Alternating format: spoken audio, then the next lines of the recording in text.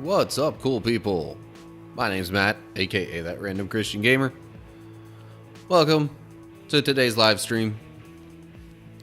So, we are, of course, continuing our journey through the Bible, but starting off the book of Job, which, after a few short Bible books that we've gone through, this one's definitely a bit longer. Gonna be a slight change of pace in that way.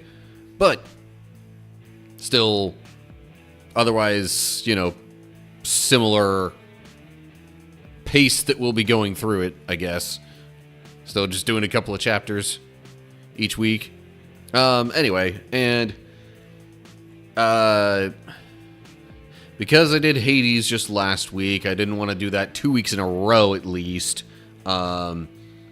And Slay the Spire, I currently have an active standard run, so I figured I'd just go with PowerWash Simulator. It's been about as long since I played PowerWash Simulator as it was since I played Hades last week.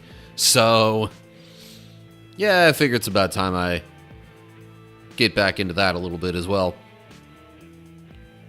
So, yeah, I'll be honest, there's not really too much else going on. At least as far as what to expect in the stream today.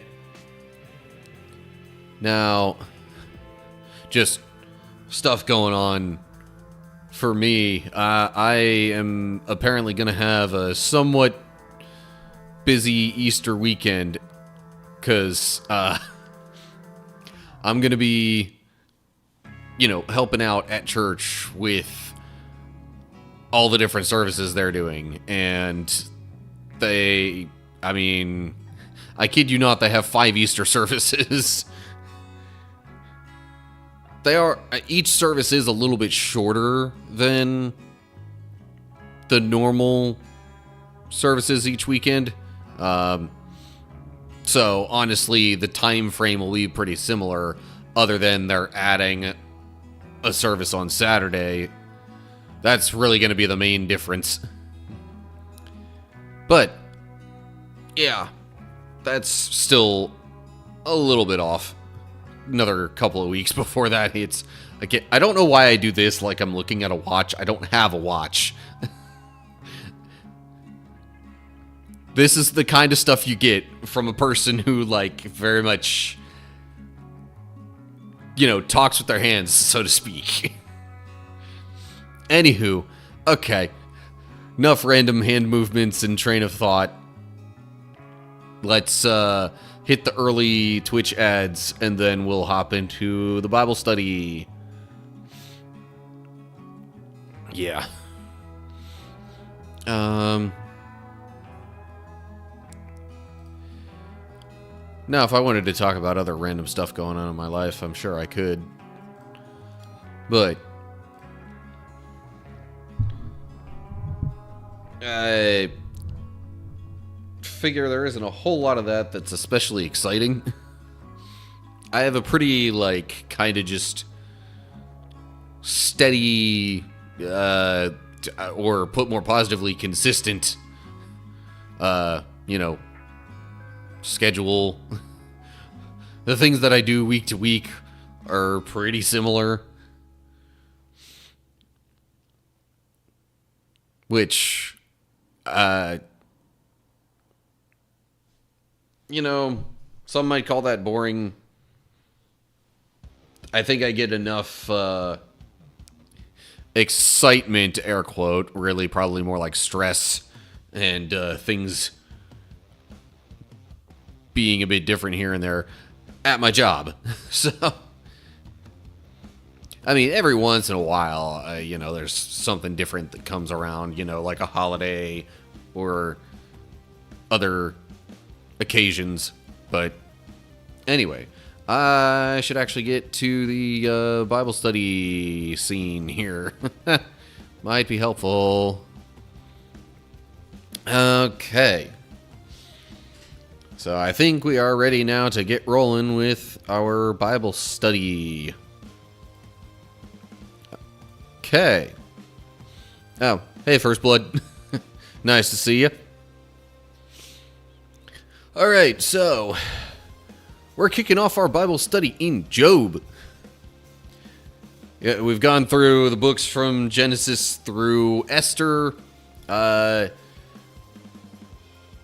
Job, I don't know how much context from the rest of the Bible is really needed, or, you know, all that significant to understand any of the events that happen in Job. So, I don't know if oftentimes I've found myself getting into summaries of the general gist of things that have happened leading up to a particular book of the Bible when we're starting it, just because, you know, a lot of it has been kind of history in a way, and so knowing the previous history helps to inform what we're reading. This, I don't know if it's that relevant. I mean, yeah, there's stuff going on, and, you know, there's a certain kind of society that was the context for this, and, you know, people did things particular ways, but I don't know if having the chain of events of previous books of the Bible in mind really inform this too much. Anyway, I'm talking in circles. So, let's get off of that train of thought, and I guess we'll just hop into the Bible study. If anything seems particularly relevant that would have come from another book of the Bible that we've already read through, maybe even ones we haven't read through, if I feel they're especially relevant, then I'll let you know as I think it becomes needed. But yes, agree with First Blood's last comment there. Job overall is definitely an interesting book, one that can get you thinking quite a bit. And it's also just a really overall interesting story. Not necessarily in like a happy kind of way, but interesting nonetheless. Anyway, okay, here we go. We now begin the book of Job. There once was a man named Job who lived in the land of Uz. He was blameless, a man of complete integrity. He feared God and stayed away from evil. He had 7 sons and 3 daughters. He owned 7,000 sheep, 3,000 camels, 500 teams of oxen, and 500 female donkeys. He also had many servants. He was, in fact, the richest person in that entire area. Job's sons would take turns preparing feasts in their homes, and they would also invite their 3 sisters to celebrate with them. When these celebrations ended, sometimes after several days, Job would purify his children. He would get up early in the morning and offer a burnt offering for each of them. For Job said to himself, "Perhaps my children have sinned and have cursed God in their hearts." This was Job's regular practice. Okay, I'll pause there. So, wealthy man, you know, having lots of animals and servants was kind of a big indicator of that in those days. I mean, it still probably would be to some effect today, but, like, there's a lot more people nowadays that, like, or there's a lot of wealthy people nowadays who have their wealth in less tangible they just have it in less tangible things, ways that cannot be touched, a la I can't talk right now, like the stock market. But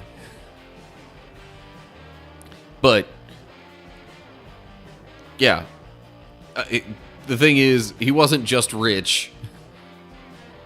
He was also, like, really good, just overall.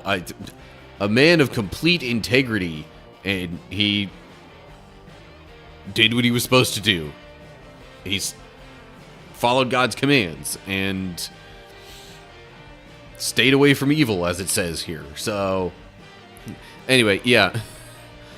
I was fumbling around saying stocks.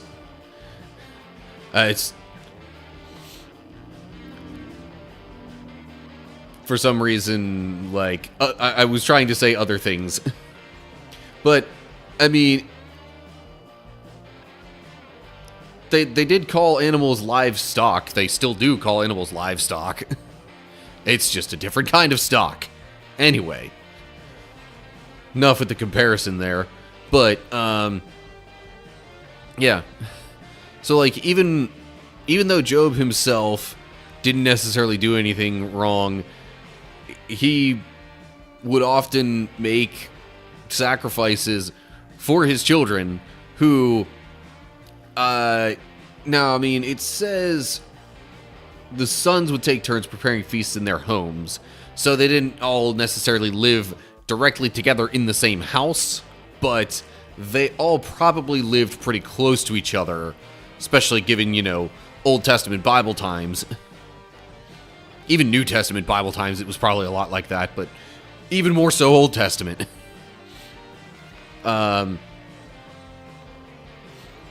And so the sons would have these parties, or it says feasts, basically parties. And just to kind of like, you know, cover for his children in case they did anything. He didn't even know whether or not they did anything that they shouldn't have, but just in case, he's like, all right, I will make these offerings to God to cover for their sins, which, like, yes, in a way is good. You know, I'm sure he means well. I almost wonder if some people would consider that sort of like, you know, not necessarily bad parenting, but like parenting that like does a little too much. When some parents do too much for their kids and don't let them learn as much themselves, or like, you know, reap the consequences of their own actions. I'm not saying that's necessarily what Job is doing here, but I could see people perceiving it that way.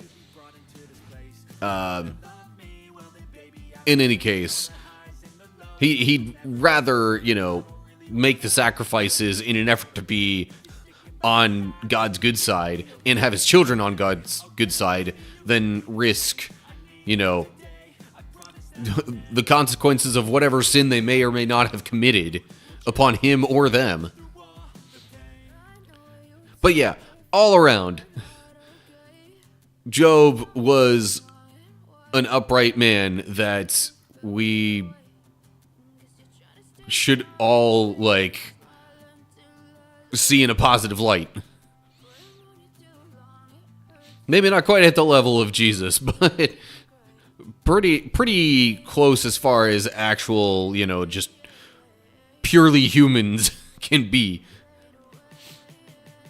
Anyway, I feel like I've been talking a lot on this first section. Let's move along to verse 6. One day the members of the heavenly court came to present themselves before the Lord, and the accuser, Satan, came with them. "Where have you come from?" the Lord asked Satan. Satan answered the Lord, "I have been patrolling the earth, watching everything that's going on." The Lord asked Satan, "Have you noticed my servant Job? He is the finest man in all the earth. He is blameless, a man of complete integrity. He fears God and stays away from evil." Satan replied to the Lord, "Yes, but Job has good reason to fear God. You have always put a wall of protection around him and his home and his property. You have made him prosper in everything he does. Look how rich he is. But reach out and take away everything he has, and he will surely curse you to your face." "All right, you may test him," the Lord said to Satan. Do whatever you want with everything he possesses, but don't harm him physically. So Satan left the Lord's presence. Okay. So, first off, noting the connection between the name slash title, well, the name Satan and the title the Accuser, maybe kind of both names in a way. In a sense, perhaps similar to how Israel was eventually a new name for Jacob, but Actually, the note there at Satan mentions that, going by the Hebrew, it says, and thus Satan, or it probably reads Ha-Satan, actually, in the Hebrew. Similarly throughout this chapter. Which, really, so it would read, came to present themselves before the Lord, and the Satan came with them. Which really, probably, again, Ha-Satan in the Hebrew probably translates to something like the accuser, or I've heard the adversary. Notice it doesn't necessarily say that, he is, like, a bad guy, like what we think of as the devil or Satan nowadays. He's called the accuser, I guess, because he, questions people's integrity, like he's doing in this story with Job. But before I go too much further in the verses and get into more details on that, let me hit this note up here and start at verse 6. Hebrews says the sons of God rather than the heavenly court. Which is interesting theologically because, so in the New Testament, when it talks about, being in Christ and, connected with Christ, it will sometimes also refer to believers in Christ as sons of God. So, we don't necessarily need to think of this as anything more special than we might be when we would get to heaven. But, still, whether you consider it a heavenly court or sons of God, these are people, who God likes, at least. People who have God's favor, maybe even in a way. As to First Blood's latest comment, Satan, even the Satan that we think of as the main villain, evil one throughout the Bible who is opposing God constantly, he's not necessarily always in hell, even if he is some of the time, but really his business is more so going around trying to bring people to hell. Harder to bring people from Earth to hell when you're in hell and not directly engaging people of Earth. Now, there's a whole, don't necessarily overemphasize or lean on, devil made me do it kind of thinking, because, first off, oftentimes it might just be a demon, if any denizen of hell, but, also, the people will use that kind of as an excuse sometimes for their own bad behavior. Anyway, hi Seth. Hope you're doing well. Okay.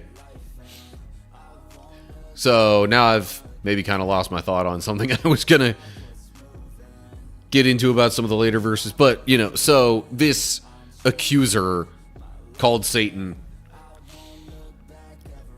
essentially, well, God talks with Satan, asks what he's been up to, and he's like, yeah, I've been going around seeing how things are. God's like, hey, have you seen Job? Really good dude. And Satan's like, well, yeah, you've given him all kinds of good things. Take that away and see if he still worships you. And God's like, okay, yeah, take his things away, but don't, like, do anything that affects him physically. Take his wealth, but not his health.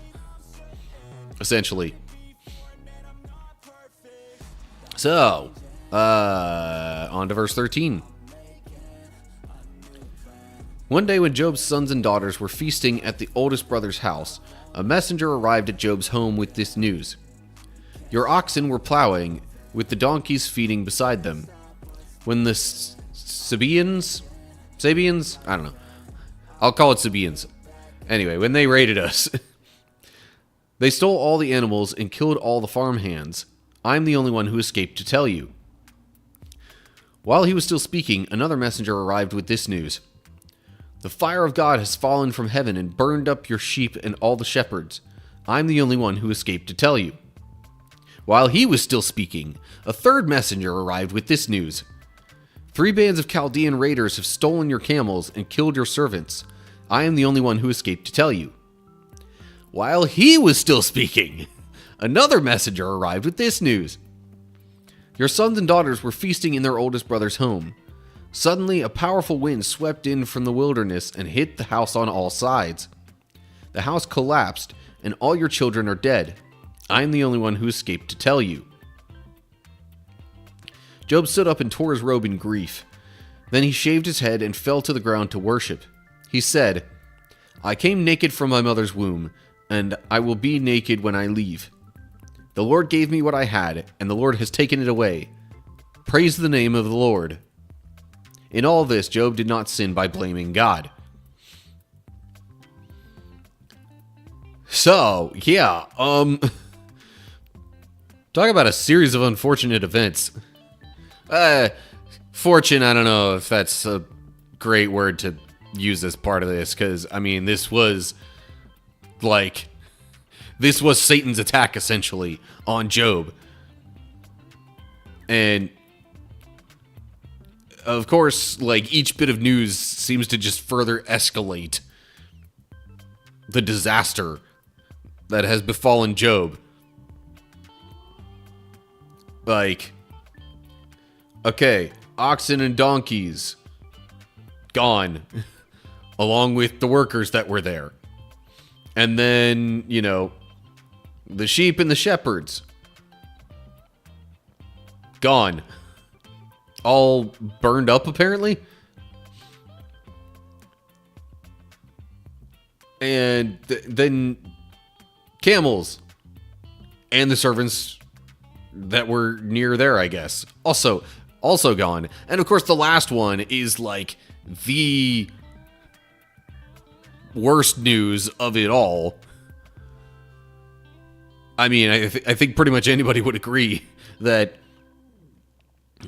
someone losing their children, it outweighs thousands, even millions of animals lost and property damage and even like other people who weren't necessarily as close to you.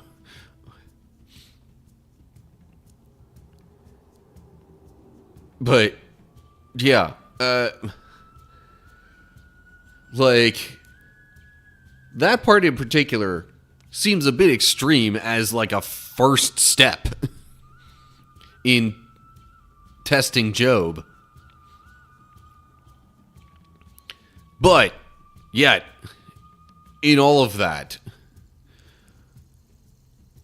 yeah, sure, Job mourns at the loss. Of course, who wouldn't?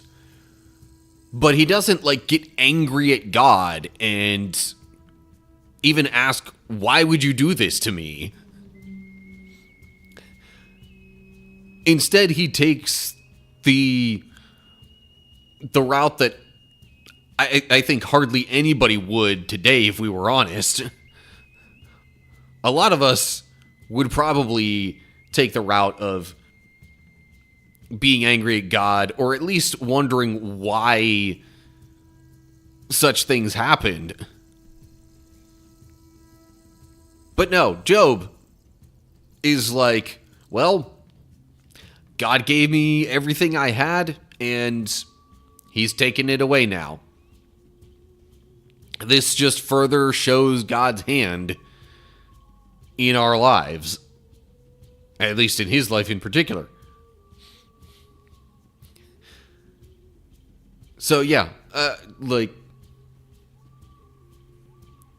he takes this in, like, literally the best way possible. I don't think anybody, or hardly anybody, would have taken such news even remotely this well.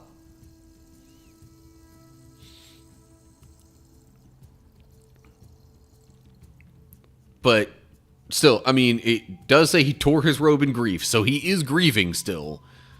It's not like he's completely emotionally detached from the situation.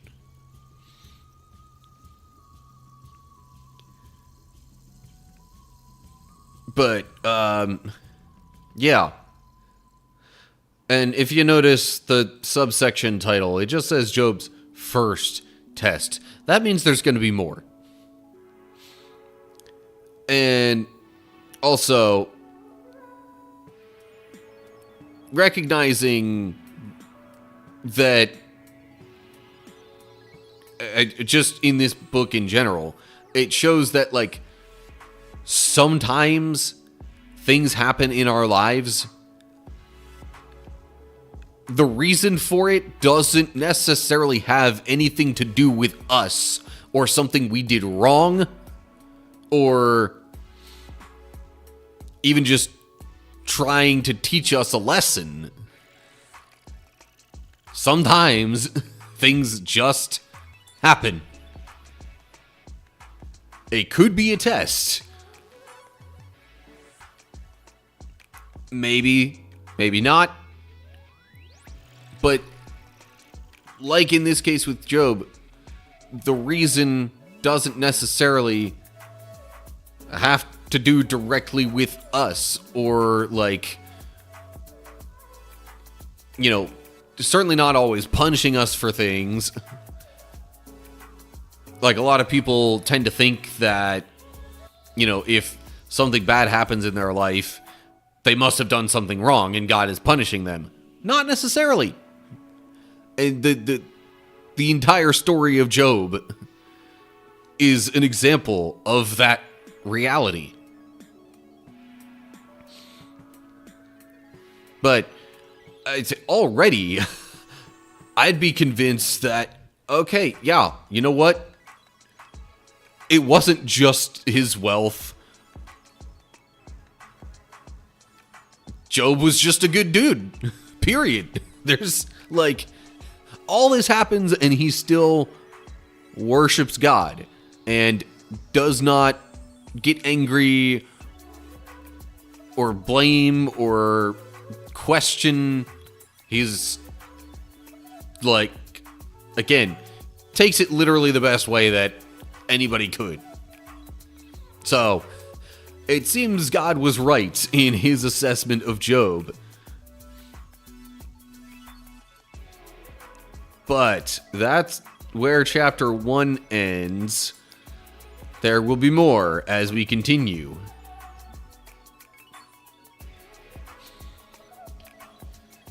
Okay, so I don't personally have any other thoughts on chapter 1 right now. Getting a little sip of water before I move on to chapter 2.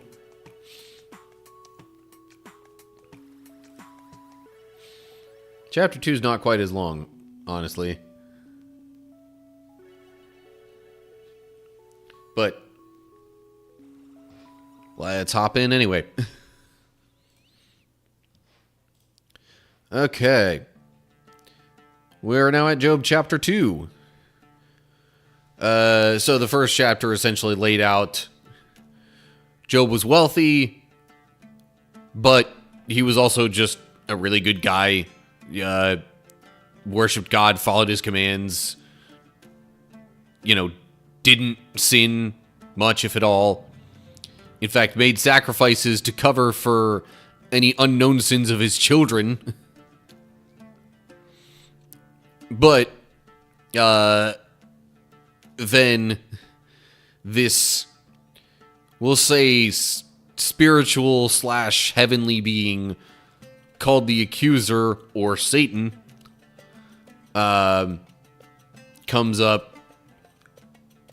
God asks the accuser, hey, what you been up to? He's like, just been hanging around. And God basically, says that Job's a really good dude. And Satan, the accuser, is like, yeah, well, you've given him all kinds of stuff. Take his stuff away and see if he still worships you. So that happens. He loses all of his animals, basically all of his servants, even his children. And yet, he still worships God. He does not get angry. He does not blame. He does not yell or question. He says, God has given me everything I have, and now he's taken it away. Like, I think maybe even the whole phrase, the Lord giveth and the Lord taketh away, was derived from the King James version of Job. So anyway, that's what's happened so far. Pausing quick to say, hi, Owl. Hope you're doing well. Hopefully you got the summary of Chapter 1 if you weren't here for it. But we're about to hop into Chapter 2 then. So, I don't think any other summary is needed. So, yeah, let's hop in. Actually, hang on real quick. I was asking how I'm doing. I'm pretty good. Work is still kind of like, some things at work still aren't great. There's some, issues with getting parts in that we need and stuff like that. But, could be worse, I guess. I mean, I could not have a job. Certainly, as we're reading through the book of Job, I'm not going to complain about, some things that aren't ideal at work too much. Anyway, okay. Here we go, Job chapter 2. One day the members of the heavenly court came again to present themselves before the Lord, and the accuser Satan came with them. Where have you come from? The Lord asked Satan. Satan answered the Lord, I have been patrolling the earth, watching everything that's going on. Then the Lord asked Satan, have you noticed my servant Job? He is the finest man in all the earth. He is blameless, a man of complete integrity. He fears God and stays away from evil, and he has maintained his integrity, even though you urged me to harm him without cause. Satan replied to the Lord, skin for skin. A man will give up everything he has to save his life, but reach out and take away his health, and he will surely curse you to your face. All right, do with him as you please, the Lord said to Satan, but spare his life. So Satan left the Lord's presence, and he struck Job with terrible boils from head to foot. I'm gonna pause there for a bit. Okay. Looking at chat first. No, I missed a couple streams. Finally got a Netflix account, so I finally got to watch a series that was made based off a book series. Okay. Miscast villain. That's... I mean, I'm assuming it's like, primary villain And yeah, it's a pretty crucial role. And if that feels like it wasn't a good casting choice, then it could put a damper on one's enjoyment of something. I usually don't spend too much time thinking about that kind of stuff, if I'm honest.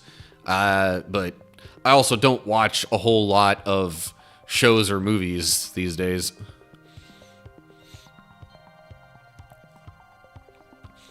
Alright.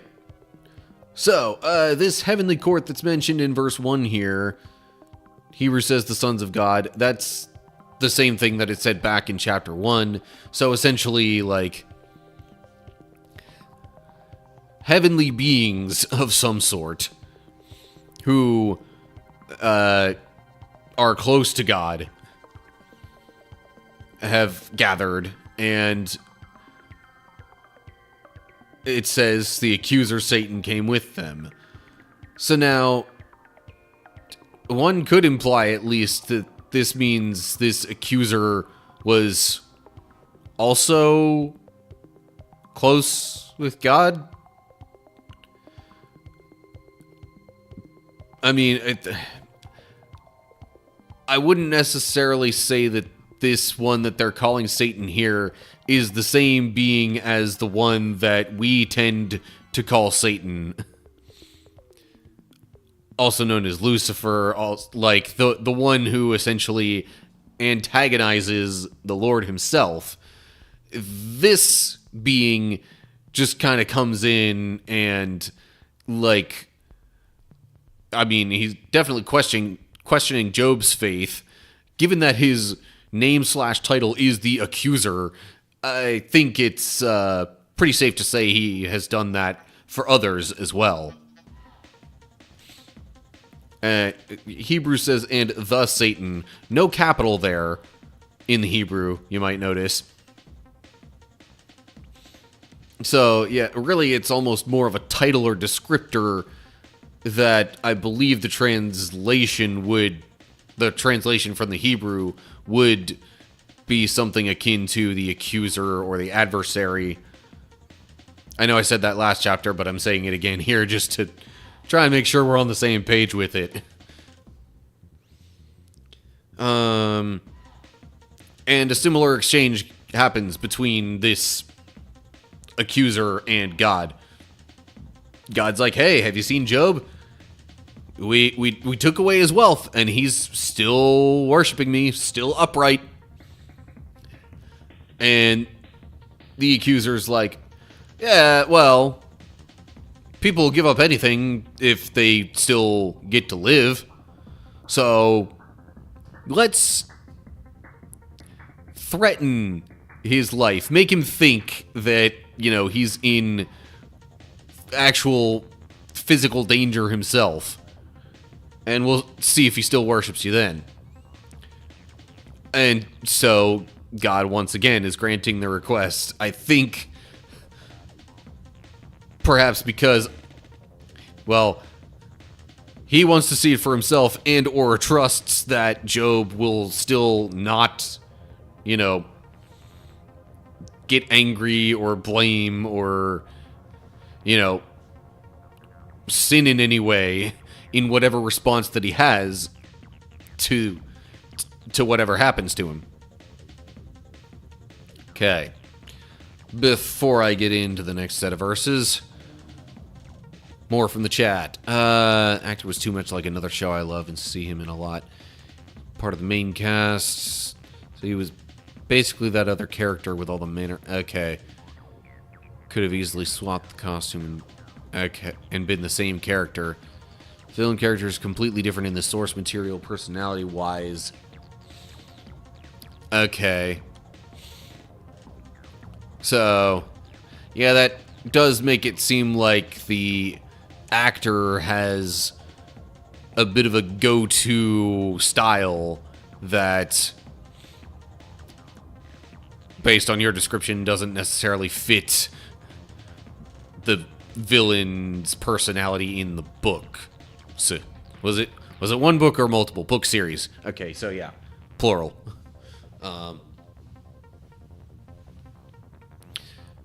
eh, uh,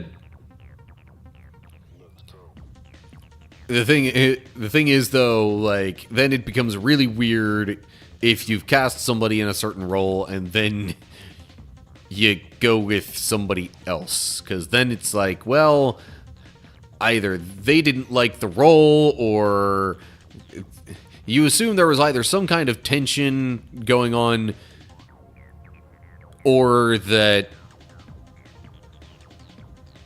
you know, somebody, like, had a serious problem that they had to deal with that kept them away.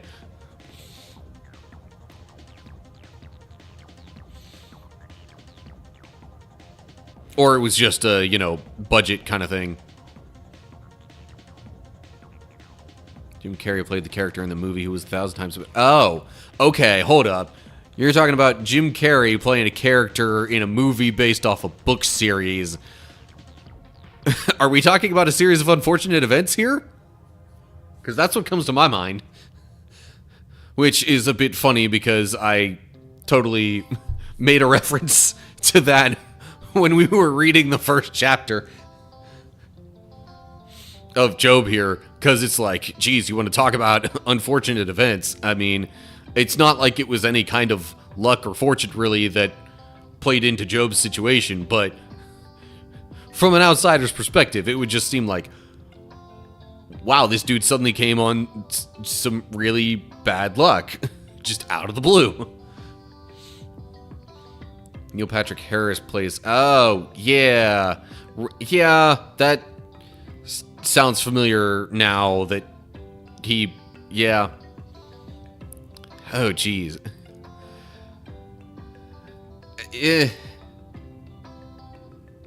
Neil Patrick Harris doesn't seem like...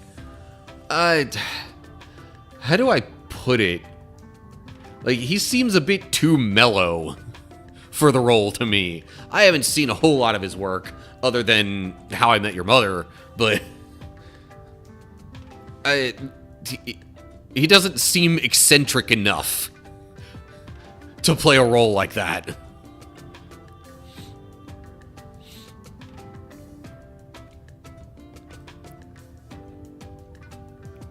All right. I guess there could have been a pause a couple of verses after where I stopped. Oh well. Okay. I will now continue with verse 8. Job scraped his skin with a piece of broken pottery as he sat among the ashes. His wife said to him, "Are you still trying to maintain your integrity?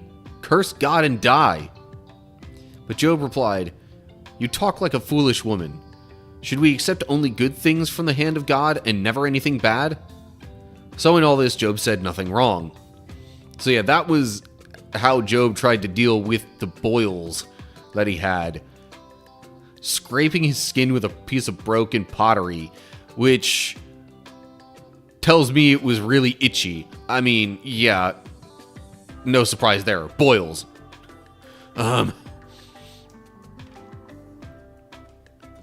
But yeah, his wife clearly does not maintain uprightness as well as Job himself, because she literally tells him to curse God and die. First of all, really? Die? You want him dead? You want your husband dead?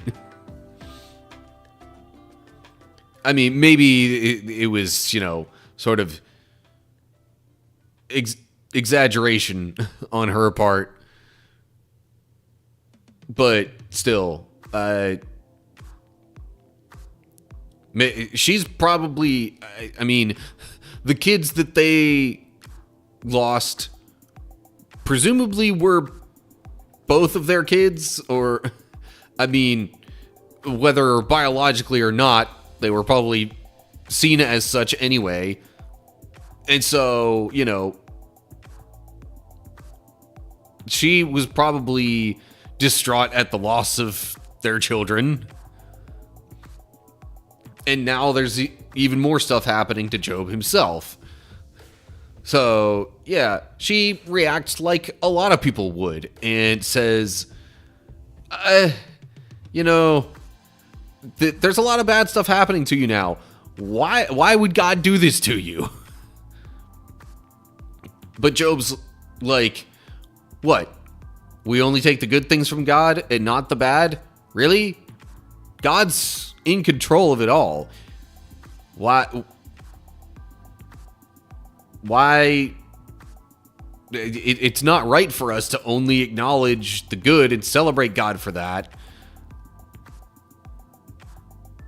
and then get mad at him when bad things happen. Like, there aren't only good things in life. So it's unreasonable to expect that we should only get good things, even from God. Okay. Back to chat. Yeah, How I Met Your Mother is what I most know Neil Patrick Harris from. Jim Carrey's hammy overacting really... Yeah, also, wait. I wouldn't necessarily consider myself a fan of a series of unfortunate events. I just know that it's there, and I mean, I know a little bit about it. I saw at least a movie with Jim Carrey playing as Count Olaf. So, that was my impression of how the role should be played. And I also knew at least enough from... I mean, I don't know if I ever even really read the books myself, but I heard about the books from other people, and what they said also kind of gave me the impression that, like, yeah, Count Olaf isn't exactly very normal. He's eccentric, to put it lightly. So, yeah, the hammy overacting kind of fits my understanding of that, and I saw that from Jim Carrey, and that's what I would expect of a Count Olaf character because of that. So yeah, I know about the series. I wouldn't consider myself a fan, really.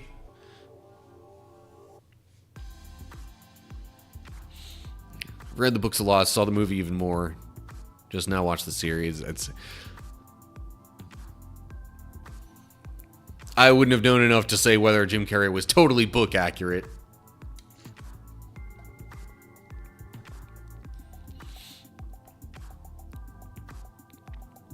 I seem to recall some people having complaints about the movie, but maybe it wasn't necessarily because of Jim Carrey.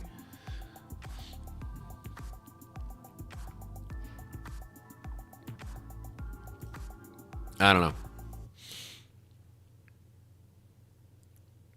But yeah, I feel like, at least when I was in, like, maybe middle school, roughly, a bunch of my classmates were into the series of unfortunate events books. I don't know exactly when they came out, but I mean, that timing seems about right in my memory. That probably would have been, let's just say, early 2000s, like, 2002, 3, somewhere around there.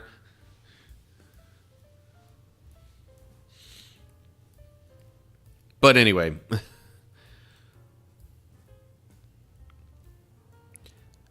Okay. So yeah, Job still has done nothing wrong, and said nothing wrong, even after coming to physical harm with all these boils and stuff that clearly bother him enough to scrape his skin with broken pottery. So we'll move on to verse 11 now and see what else happens.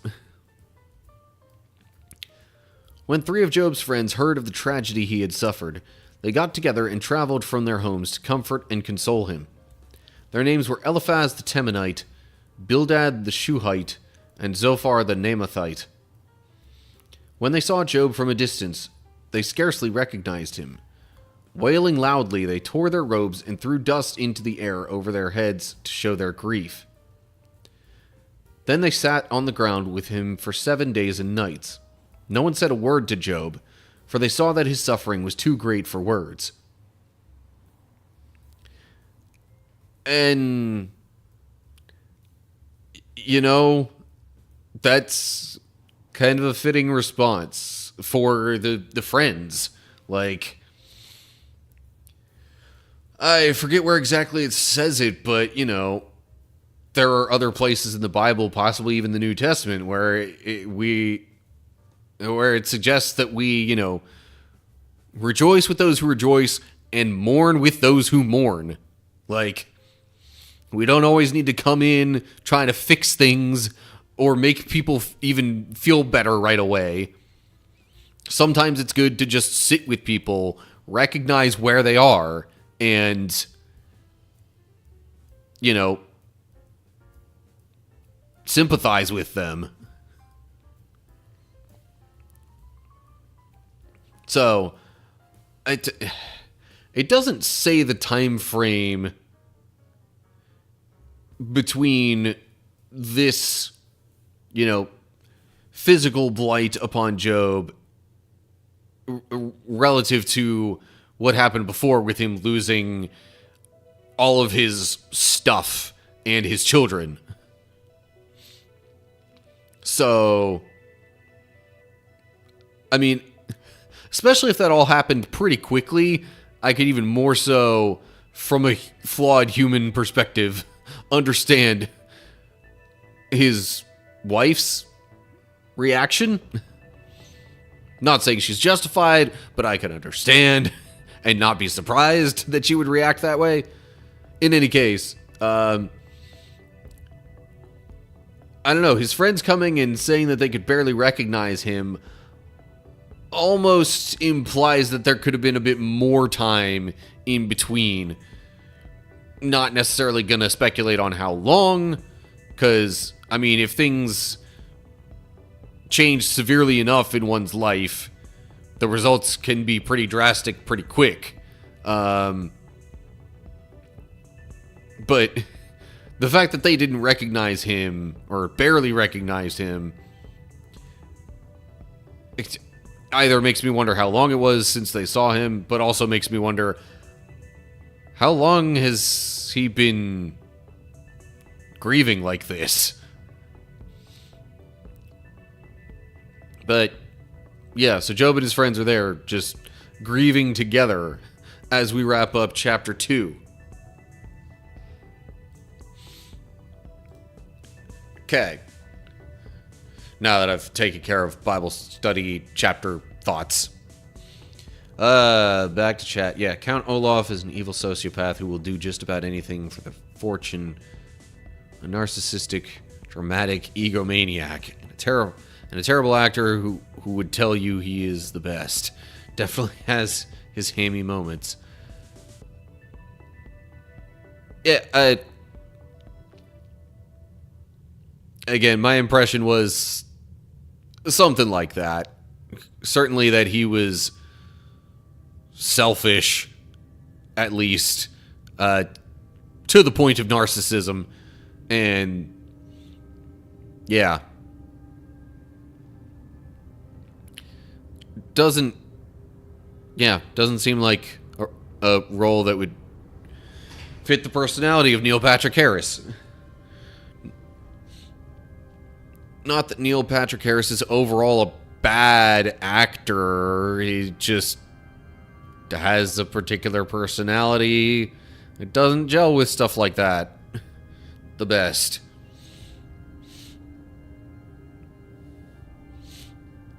Yeah, I know Jim Carrey made a career out of that. I mean,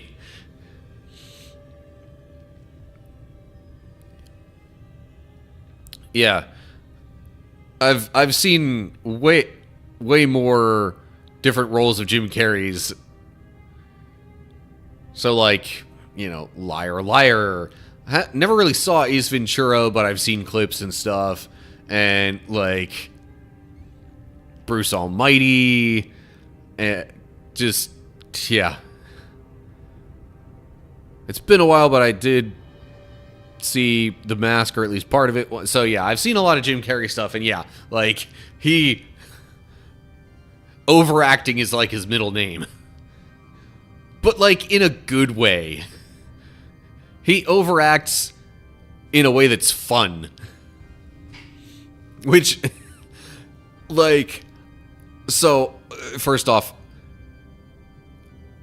if y'all don't know, I am a big Sonic the Hedgehog fan. So, like, at first I was a little, like, wondering how Jim Carrey was gonna do as Robotnik. But at the same time, I was like, dude, I love Jim Carrey's acting from a comedic standpoint. You know, I'm not gonna assume that it'll be bad. And I've seen the first two Sonic the Hedgehog movies, and honestly, like, I was totally fine with Jim Carrey's acting in that, even his overacting.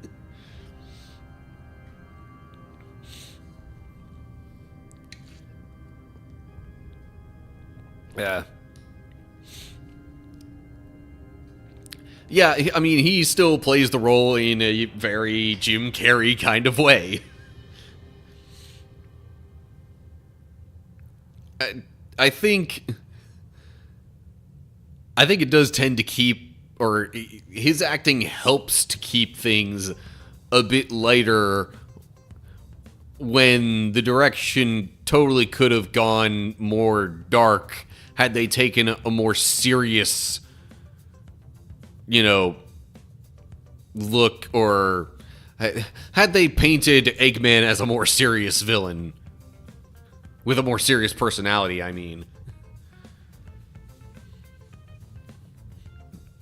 Anyway, we'll get out of the Bible study window. We're not doing that right now. But yeah. Personally, as a fan of Sonic the Hedgehog, I really enjoyed the first two movies, partially because of acting in general, especially Jim Carrey's, but also because of, like, references and, like, some of the backstory. I was like, okay, this seems a little bit more contrived, or like they put a little more purpose into the rings than there really needed to be. But if you want to make sense of it and actually give it some logic, then sure. Most of his roles, I'm convinced they don't give him a script. They just say...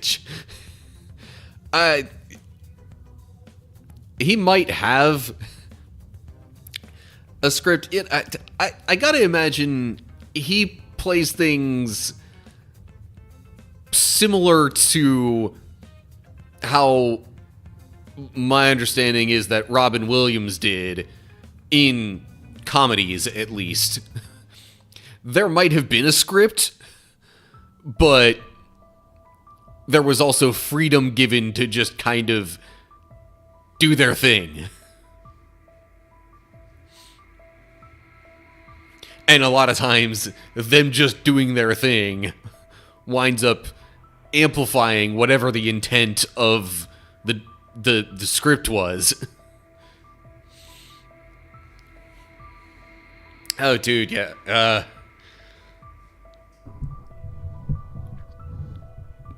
Still, yeah. Agreed on Robin Williams. Mrs. Doubtfire, the genie in Aladdin. Like, even some of his more serious roles were still very good. I think that's where Robin Williams had a bit of an edge over Jim Carrey. I don't know if I consider Jim Carrey to be as good of a serious actor as Robin Williams.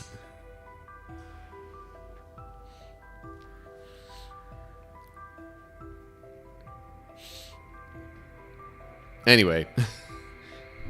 I realize I already shifted my microphone over. Didn't even run the next set of Twitch ads or say that I'm transitioning over to, game stuff and PowerWash Simulator, but that's what's gonna happen here. Owl, apologies for maybe slightly interrupting our conversation if and when the ads run, but anyway. Oh, he could do Sears as well. I saw one movie where he was a photo developer and he got it. Actually, okay, hold up.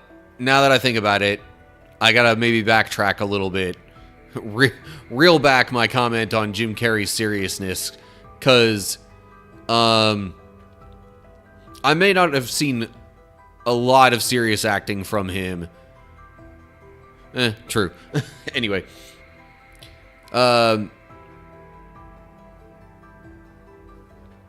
But I mean, crud. I want to say I've seen at least a couple of more serious movies.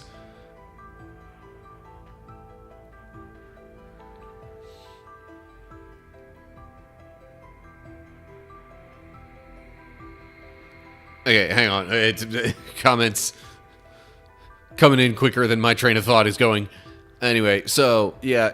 Now that I recall, so back in my college days, one of my roommates was a theater major, loved watching all kinds of more serious artsy movies. And now that I think about it, I think that was the context in which I saw Eternal Sunshine of the Spotless Mind, and Jim Carrey's in that one.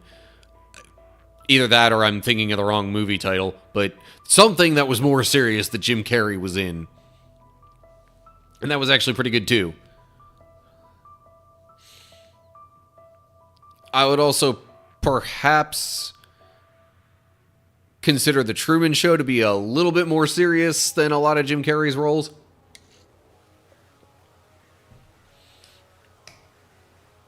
But, okay, Robin Williams played that movie.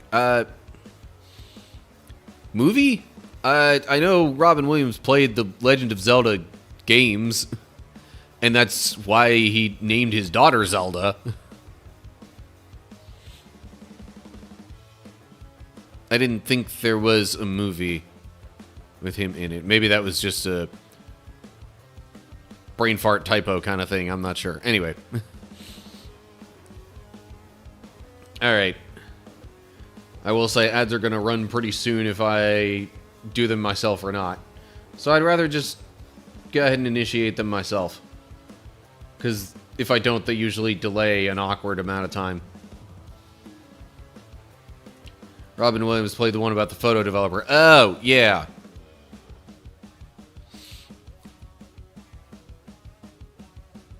Okay, that's why it seemed odd to me.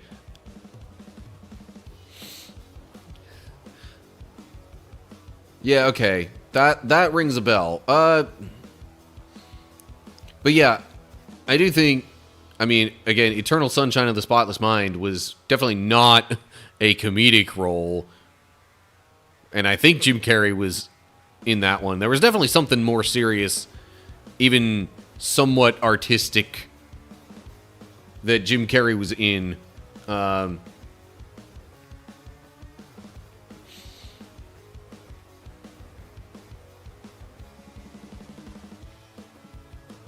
yeah.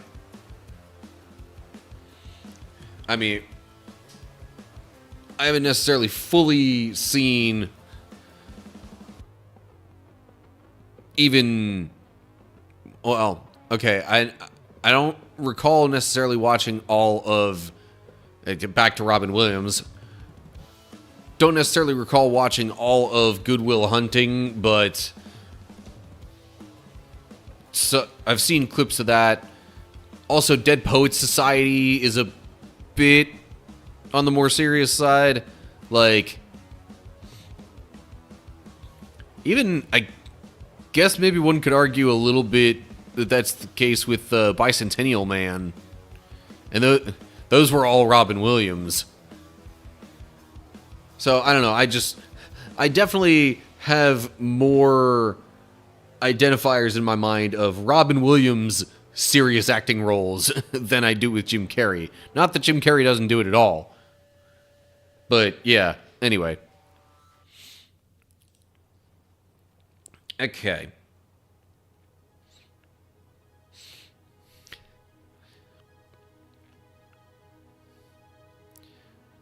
Yeah, it's been a while since I've seen Bicentennial Man, but agreed. Good movie.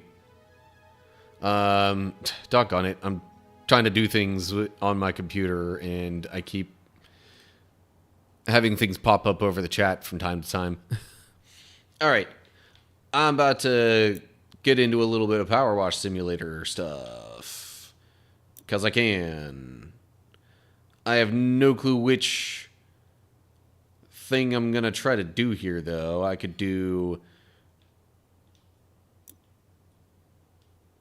more Final Fantasy DLC stuff. Got some seasonal specials. I thought I cleaned the Halloween house already.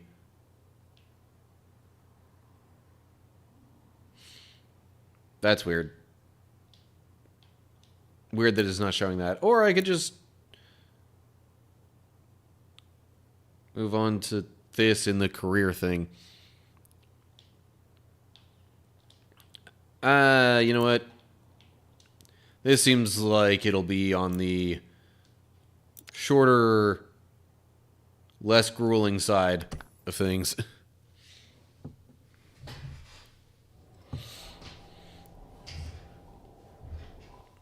Maybe grueling was a bad word choice. Oh, so there's stuff to actually open up with this robot machine thing? Dang. Anyway. Yeah, occasionally... Sorry, back to, you know, the movies and Bicentennial Man in particular. Like, every once in a while, as I'm being helpful, like I do, I find myself really wanting to say, when he's glad to be of service.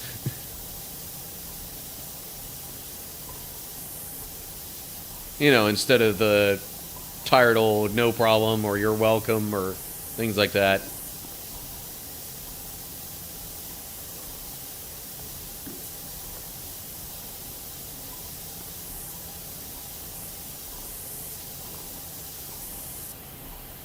What am I cleaning here? I'm cleaning a big mech robot thing. It is called the Airbuster, I guess.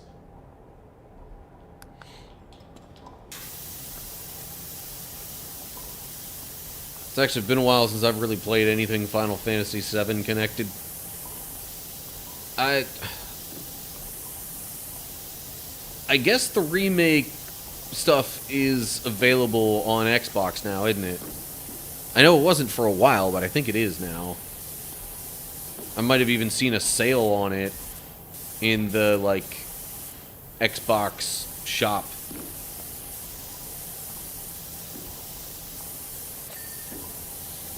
I find that Robin Williams is so quotable, too. One of his best lines. Yeah. Oh, geez. Don't even get me started on quoting from the Genie. That's one of those movies where...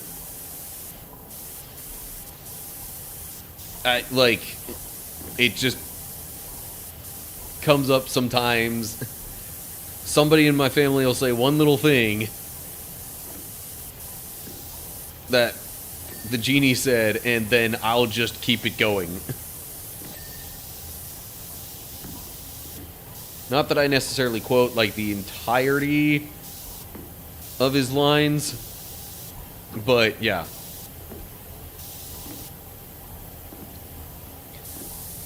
Aladdin and Emperor's New Groove, I think, in particular, are ones that'll happen like that with me and my family. Where they'll start saying a line that's relevant, at least a little bit, to a particular situation. And then I just keep going with whatever they were quoting from. Eddie Murphy has that skill too, especially as Donkey in Shrek. Yeah.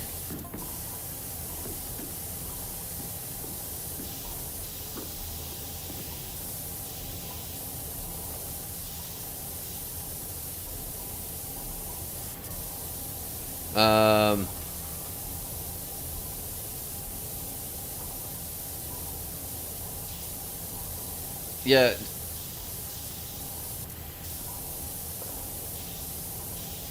I guess maybe because of the accent. So, like, you know the onion scene in Shrek where, you know, he and Donkey are talking and he says ogres are like onions and all that. There was a while where, I guess because of, you know, Mike Myers' accent, I, like, there was a word or two in that scene that I misunderstood what was being said and made it slightly more PG than it was, if that makes any sense. Like, or maybe more PG-13 even, you might say. I don't know. Like, apparently he says, you know, like, in that exchange, he says, dense, irritating miniature beast of burden, and for some reason, most of the time when I had heard it early on, I heard that as darned. Like, you know, when you say, darn it, as a replacement for a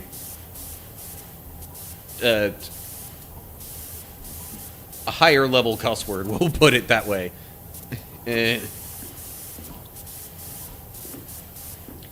Yeah. It actually took me watching a YouTube video of people literally reading the script for that scene for me to realize that he was saying dense there. But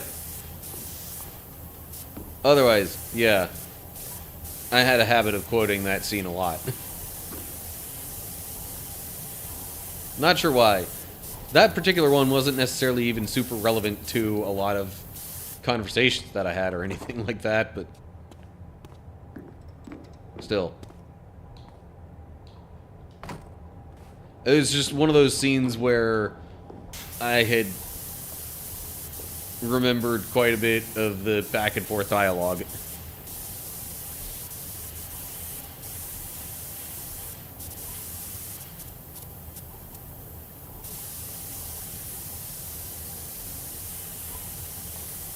But anyway, yeah, very quotable.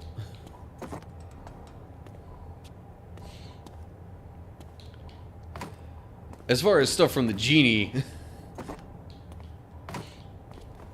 it seems like, well, maybe not any time, but often when something takes a while, somebody in my family will bring up the whole 10,000 years. Not necessarily crick in the neck, but, you know,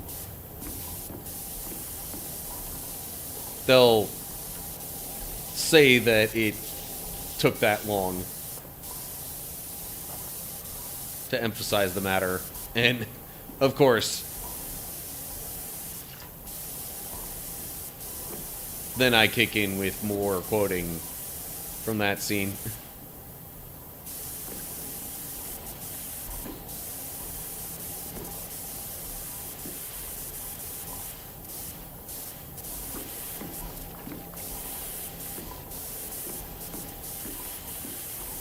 Well, so this job is admittedly going even a little bit quicker maybe than I thought it would.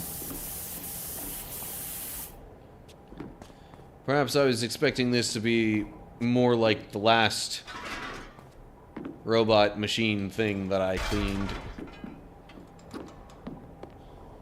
in this bit of DLC.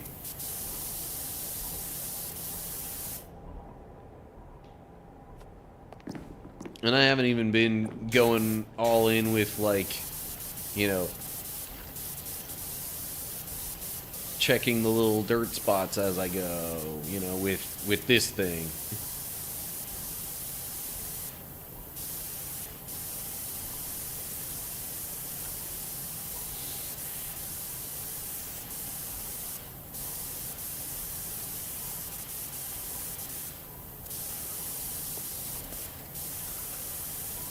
Yeah, honestly, if you were to ask me to list some of my favorite actors of all time, Robin Williams definitely up there. Jim Carrey pretty high up there too. Especially comedic actors.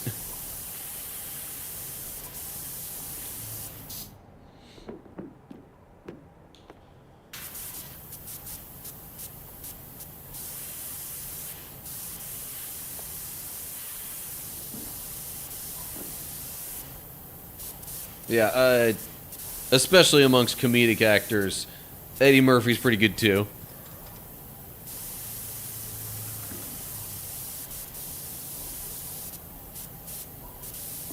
Um,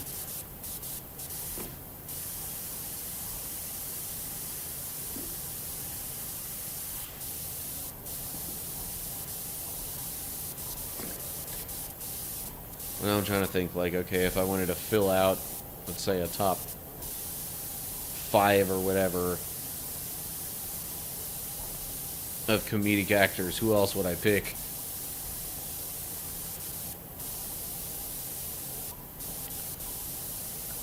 See, I think now the problem is coming down to, again, that I haven't necessarily watched a lot of movies or TV lately.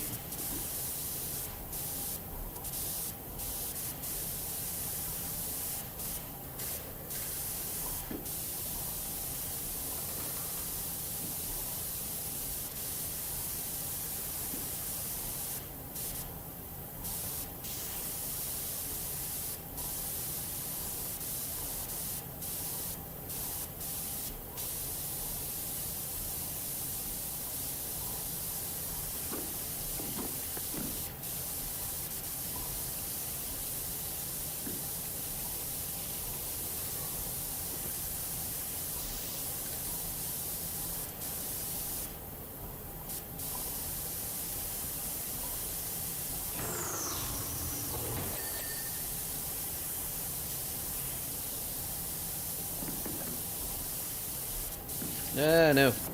I have fallen.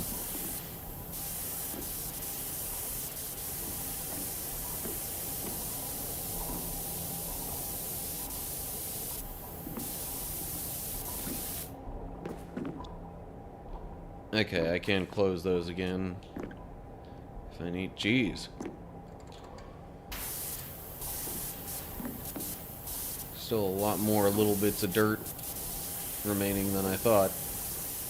Of course, some of it being in the chest cavity is no surprise. I just opened that up.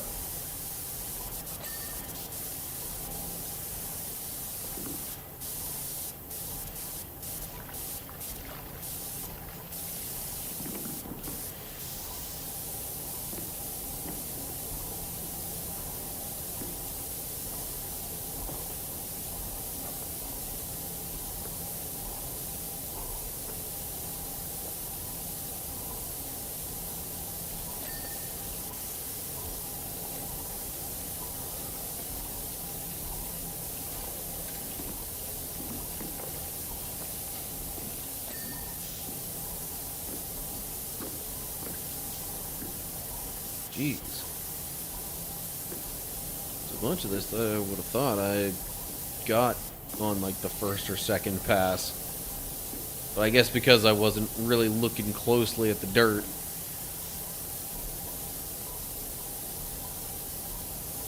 I couldn't tell if it was dirt or just, you know, like shadow.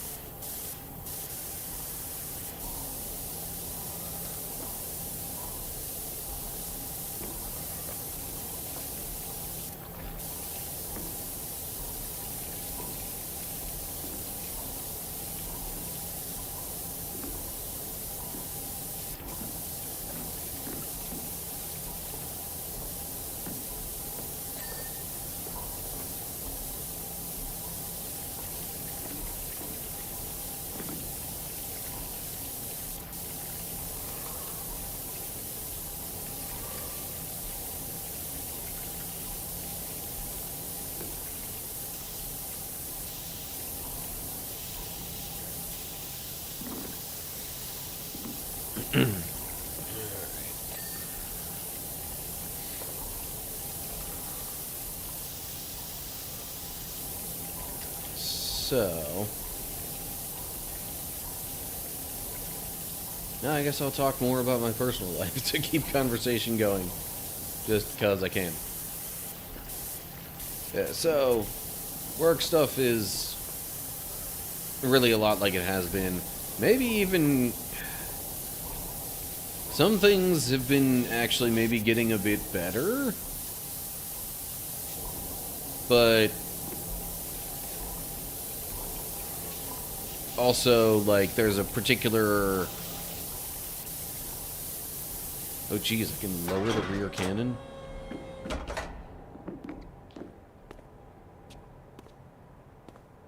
Didn't know that was a thing. What? No! I wanted to... Lower the rear cannon. Thank you. I don't know why moving the scaffolding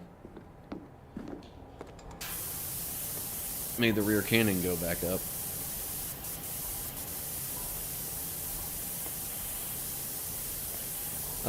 But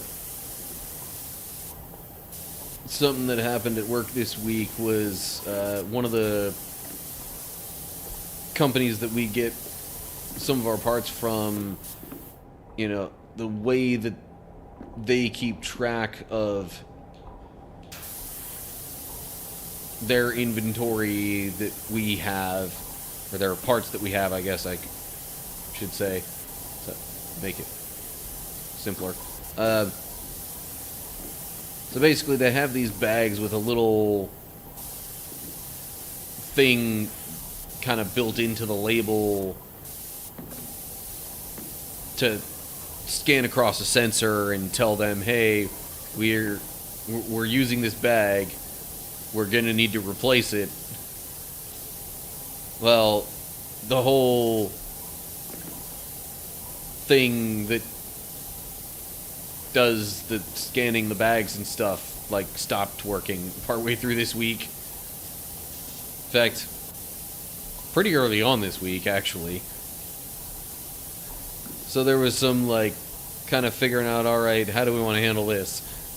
At first, the idea was, alright, well, anything that we would need to scan, we'll just take the whole bag, parts and all, and set it aside. And then once it's up and running again, we'll scan those. You know, and the thought then was that it would not take too long before it was working again. Well, a day or so of it not working later, and then it's kind of like, well, okay, we don't want to have all these parts in these bags set aside because we're going to need more of them. So let's just, any of these bags that we need to get stuff from, let's just empty what we don't need into, you know, the bins on the shelves. And then we'll just keep the bags that we need to scan set aside.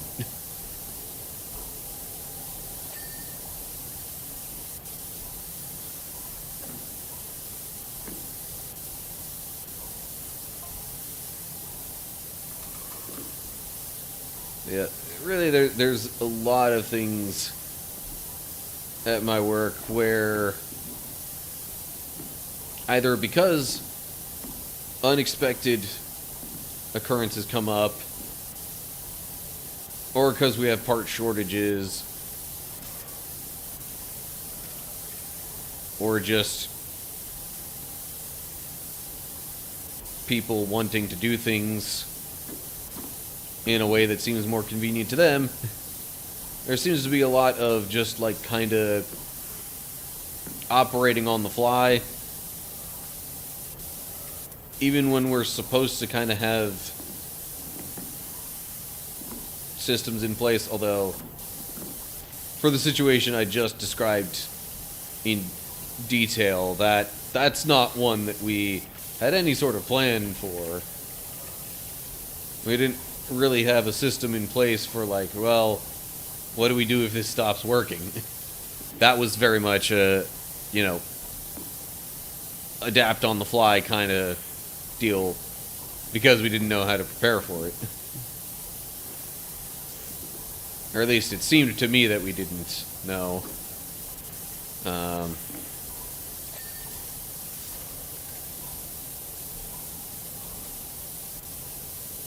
that's not necessarily anything against anyone in particular. We were kind of collectively given the impression that once this whole scanning system was set up, there would not be any need to worry about keeping track of inventory for those parts.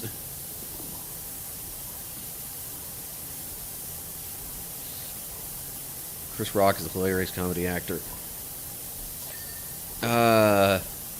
Him and Terry Crews always make me laugh because they both have that I have no shame level of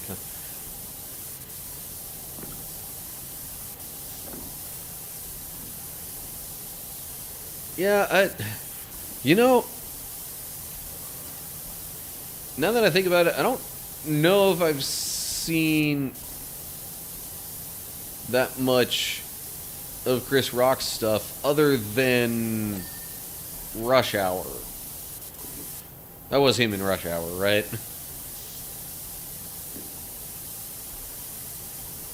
I'm gonna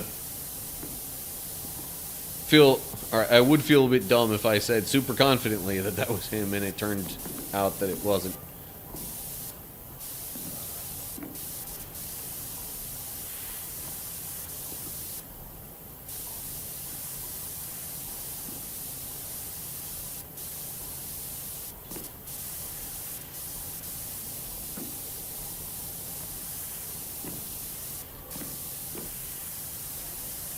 I'm kind of realizing there's been, like, literally no rhyme or reason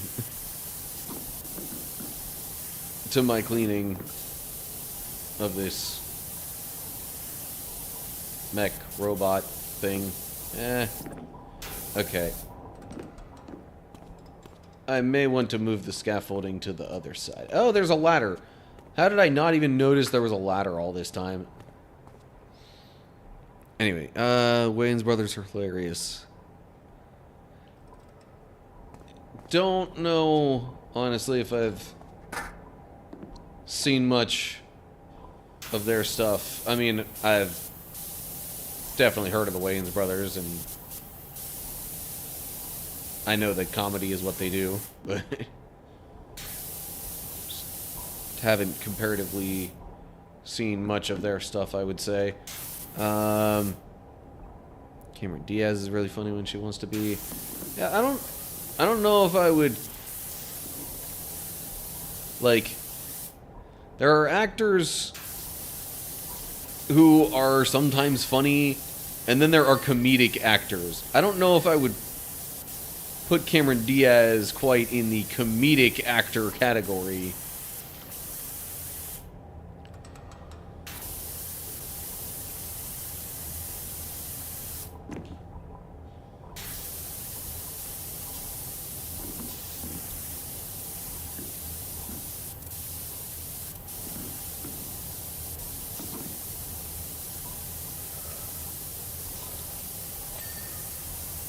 And I'm realizing now, I guess, even though I'm more familiar with the stand-up of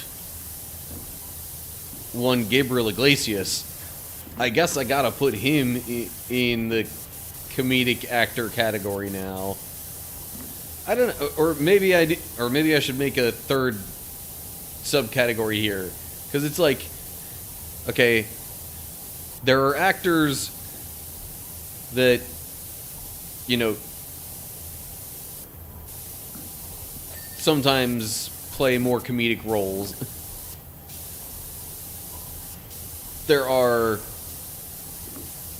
comedic actors who are known both for their comedy and their acting to a significant extent for both.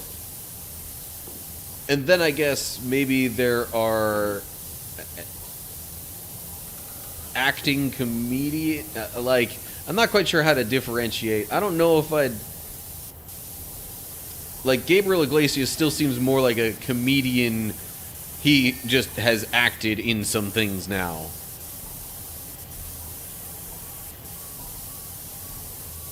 So I guess there's, like, actor with occasional comedic roles, comedic actor, and then I guess the other end of the spectrum would be comedian who sometimes acts.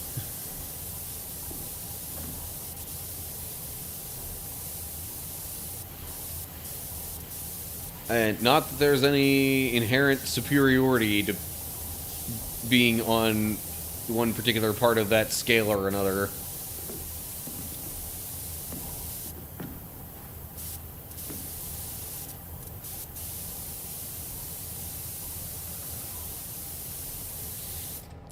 Anyway, I've been not following chat super well.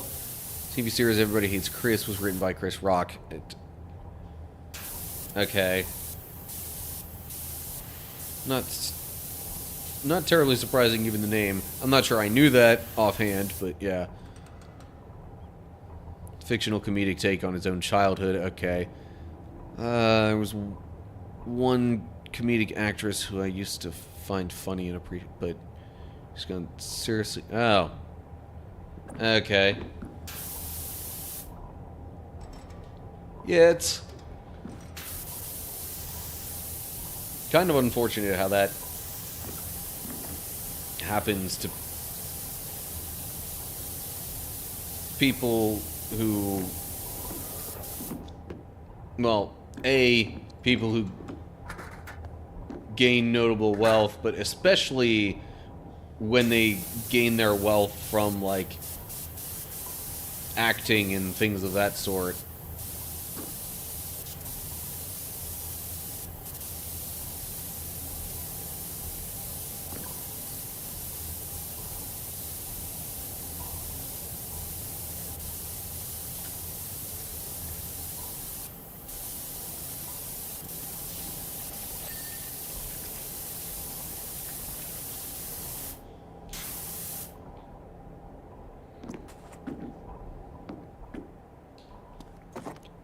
Yeah, didn't think there was anything level enough to put the stool there.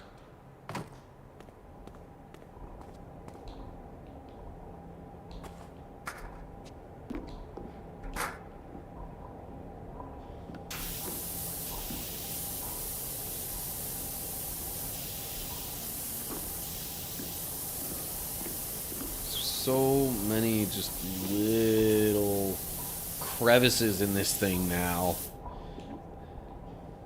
My progress has significantly slowed, I would say.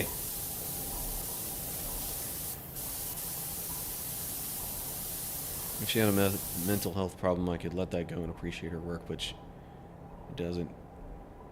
Some takes she has on anything, it honestly has me questioning if her sanity is in the room with us or not. I don't know if this is who you're talking about, but I get a feeling nowadays some people would say that about Whoopi Goldberg.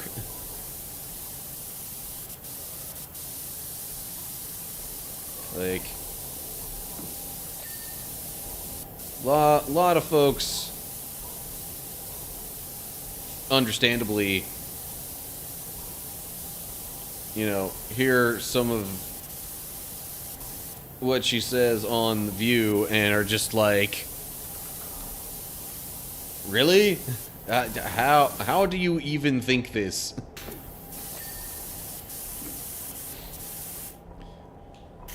Okay.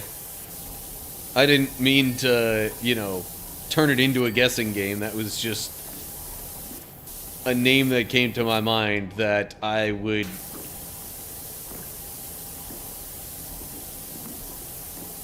see being described, possibly even describe myself, in a way that you were describing her.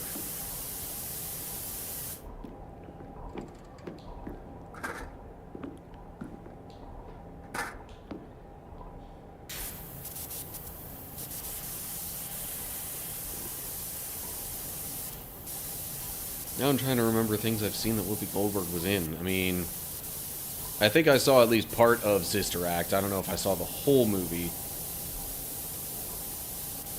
And of course, you know, if you count voice acting, she was Shenzi in the animated Lion King.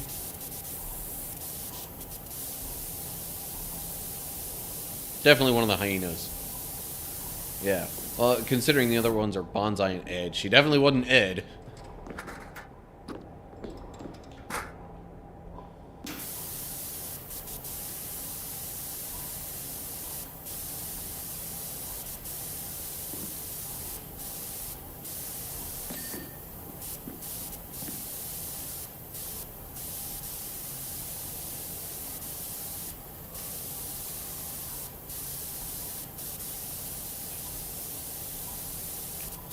So many crevices.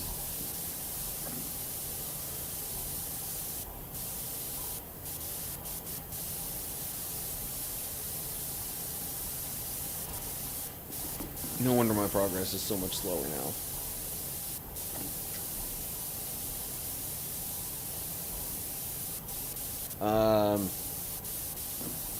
Not necessarily a super comedic role, but she was in... So there was a live-action version of Cinderella that had Brandy, I think was her name, playing the lead role. I think Whoopi Goldberg played the fairy godmother in that rendition of it.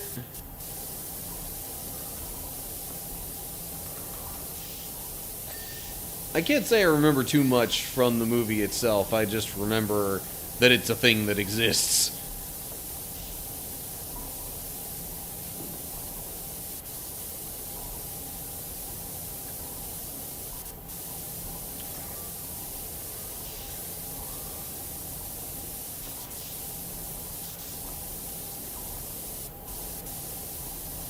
There was some... I do remember there being some, like, at least decent singing in that as well. Okay, you know what? Let's raise that back up. It's kind of in the way of what I'm trying to do down here.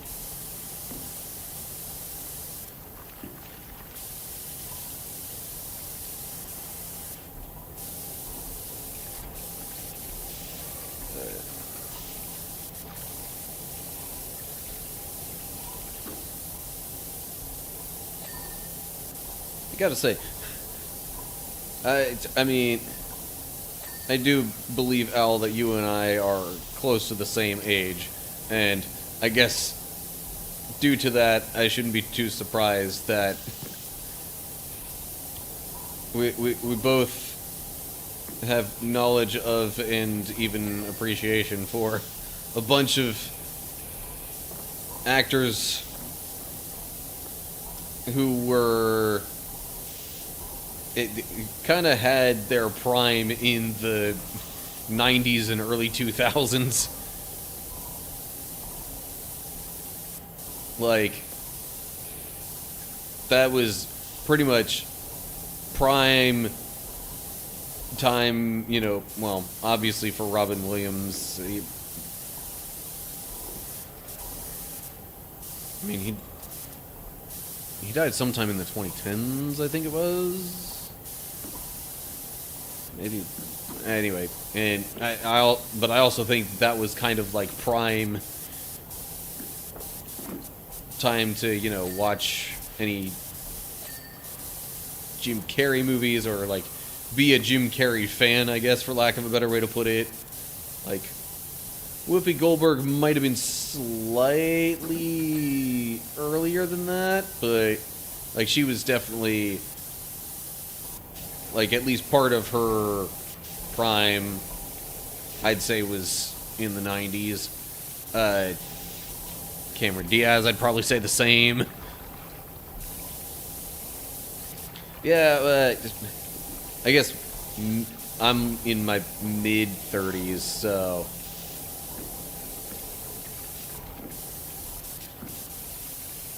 Similar age, but maybe not, like, super close.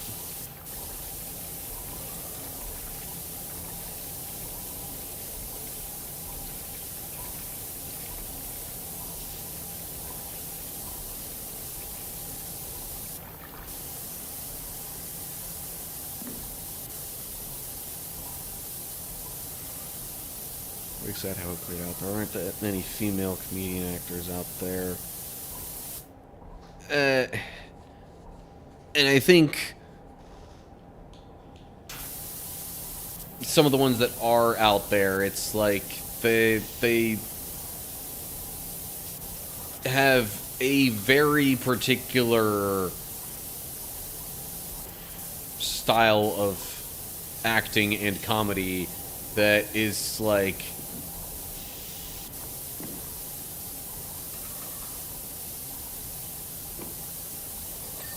I don't know.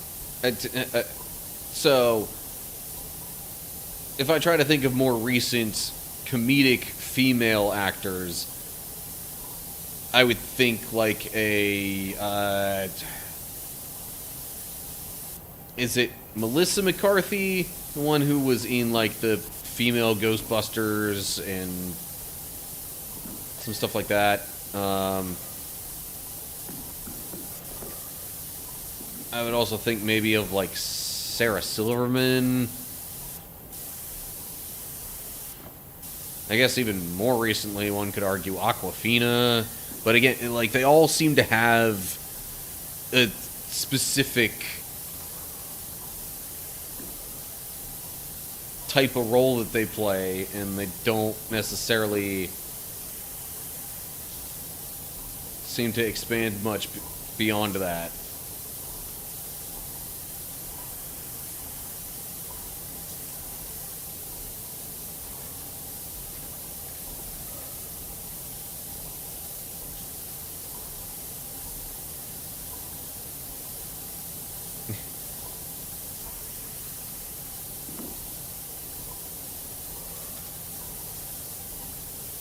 Okay, so you're saying... sorry.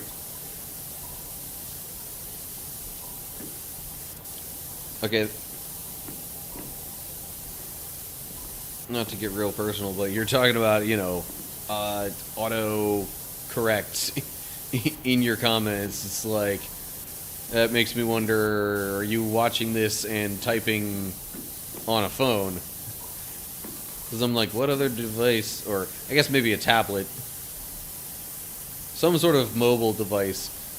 Computers aren't really known for auto-correcting things. Anyway, let me not overanalyze that too much.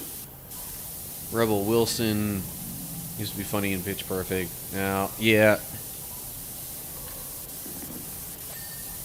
I do wonder a little bit about, like, how much in some people's situations is it, you know, them just, you know, having a particular style that they're comfortable with and they don't really want to branch out, and how much comes down to, well, they're known for doing this particular thing. That's what producers and such have in mind when they consider, you know, adding these particular people to the cast. And so I realize it varies from person to person, but I can't help but wonder oftentimes when an actor is sort of typecast. It's like, okay, how much of that is them and how much it is other people wanting what that actor's already known for. On my iPad with a Bluetooth keyboard. Okay. Yeah.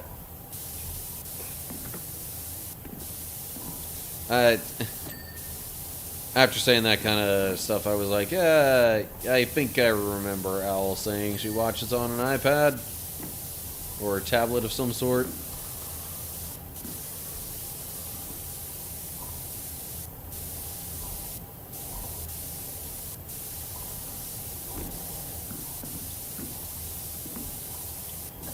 Tiny little spots.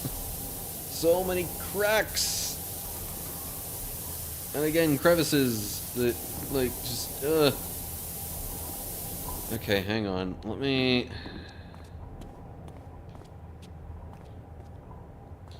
try putting the scaffolding over here. But I want to rotate it around that way so the flat part, or the more walkable part, is closer to the mech thing.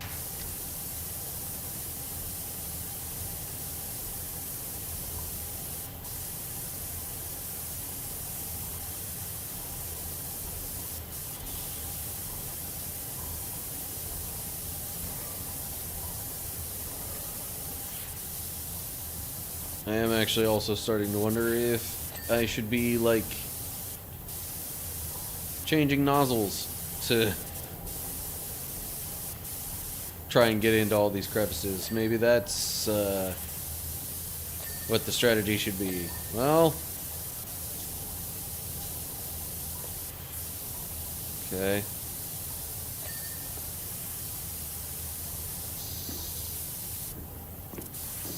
Got some work in on those fingers, at least.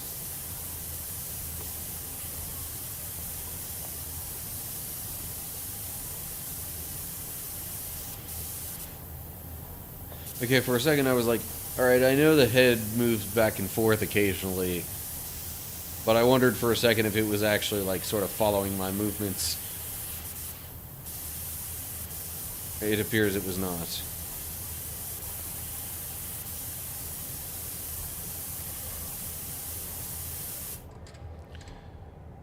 Okay,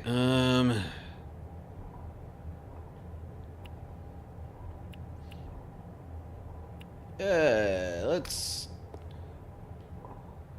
see what kind of damage the triple nozzle can deal here.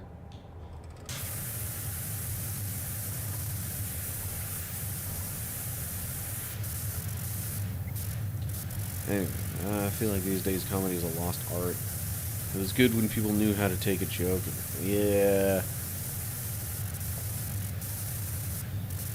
And it seems like, for the most part, you have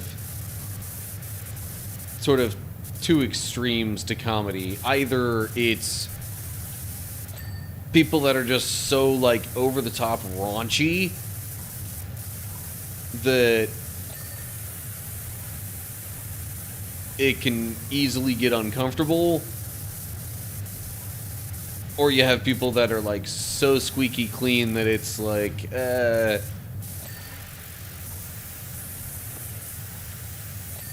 like, is this even what people would go for in any context other than, like, at a church?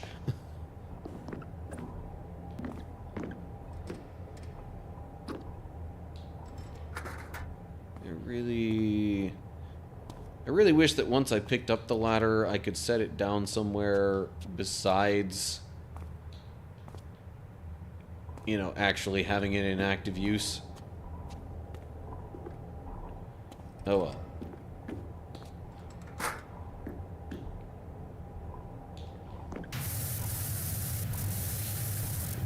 Notice that with everything going on with people being offended by new scary movie series and stuff. Yeah,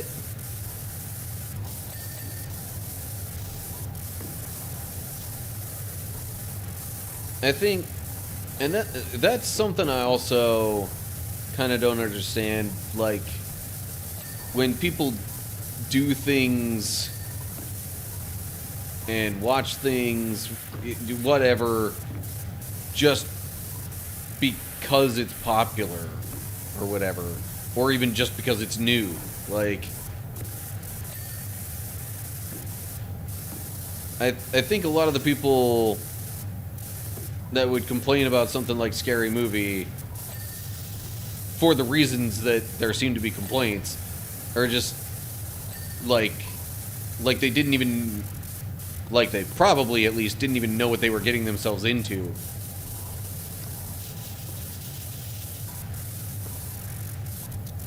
I wouldn't even necessarily say I'm a fan of the Scary Movie franchise, but, like, come on. I know the general idea of it. It's a parody on, you know, horror movies with a habit of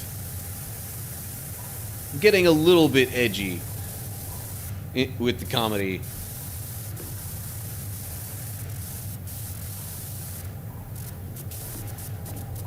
But I mean, that didn't really get it a bunch of complaints in the past. So, yeah.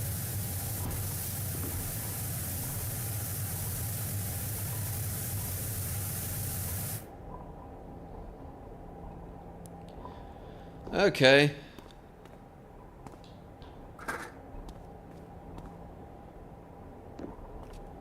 Another Wayans brothers mention. I mean, now that you say that, I'm like, oh, yeah, that sounds familiar. I just...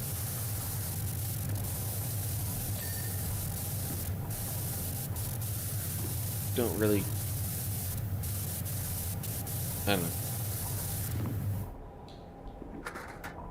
Haven't really experienced enough things from the Wayans brothers to recall what they have done. Yeah, I know. Marlon Wayans is the name that I remember out of the two.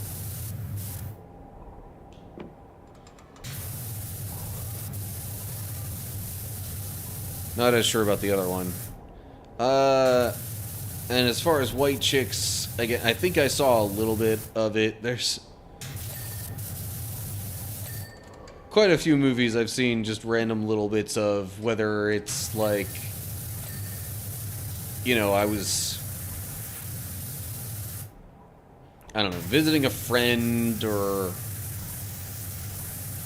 at some social occasion, or like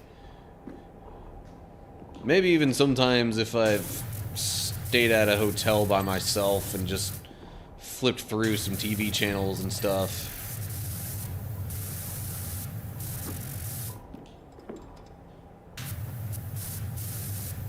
Things like that have resulted in there being quite a bit of me knowing and seeing little bits of various things without really having full knowledge of them. So yeah, like, all that to say, I think I have seen a bit of White Chicks, and now that you say, yeah, that was also from the Wayans brothers, I'm like, okay, yeah, that statement rings a bell. And yes, also recall Terry Crews is in that. I forget, is that the movie where he does the thing on the motorbike where he, like, he like is wearing a pink dress riding a motorbike?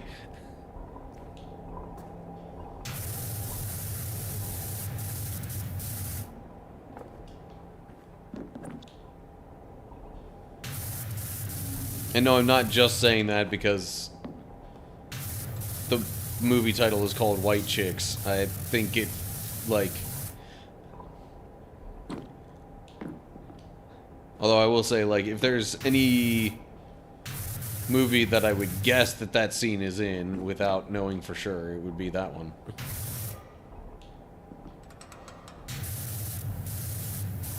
It also just seems like, you know, that type of movie that kind of moment would be in. Anyway.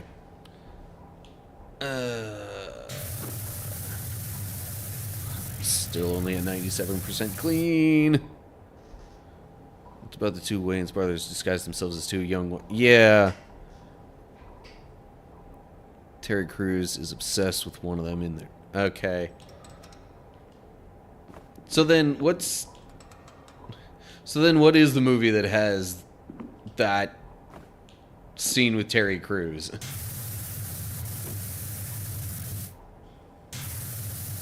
Maybe that's more like a scary movie type thing, in that it's a parody.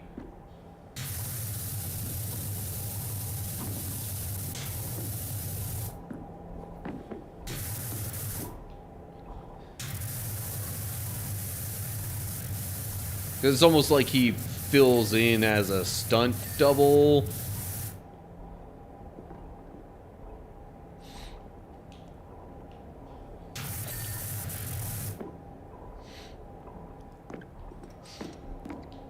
I think it's even like blonde female gets on a motorcycle,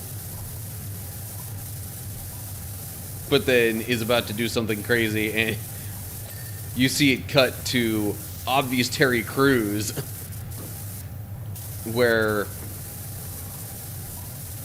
you know, that female character was sitting. I don't know. Anyway.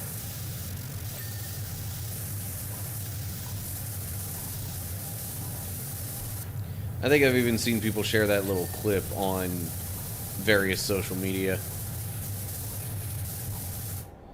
Oh. Okay, that would explain why there's still a decent percentage that I'm missing. Also, now I'm realizing...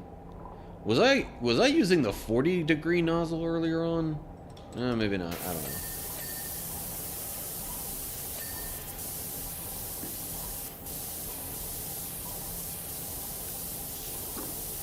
Thought I remembered maybe seeing earlier that the nozzle was white.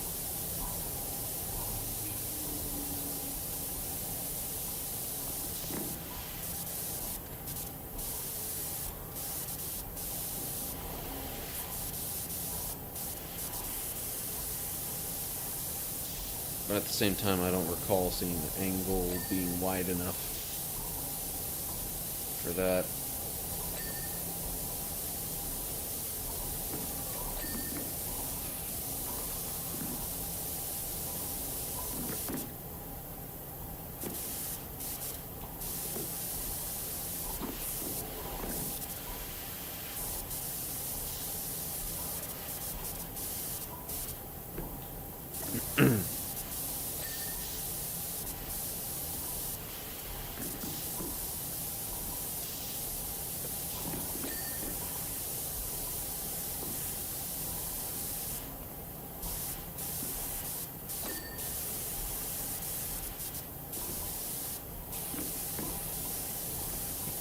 Okay.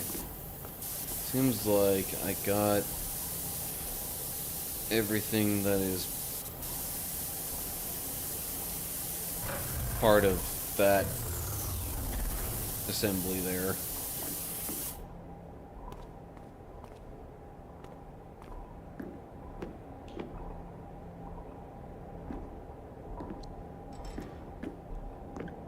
Well, now I'm all like, okay, is there anything else that opens up, or...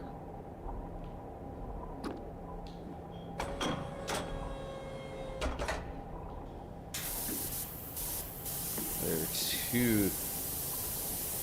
Okay, you can manipulate both of the rear cannons. For some reason, I had the impression for a little bit that only the one could be lowered.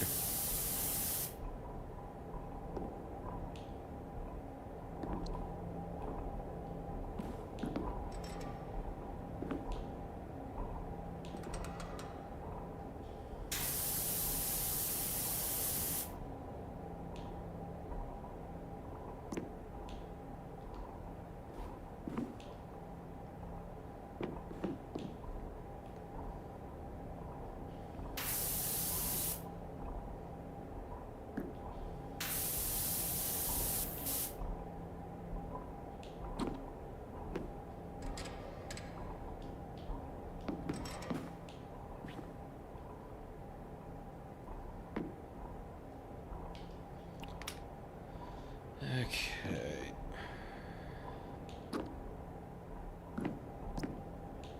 I'm starting to think I might just have to look at the list of different pieces that still need to be cleaned, because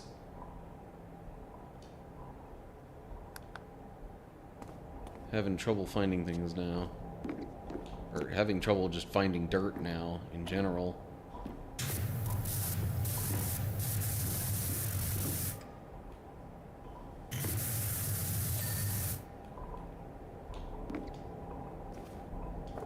Oh, okay. Well, there's the thing I actually highlighted.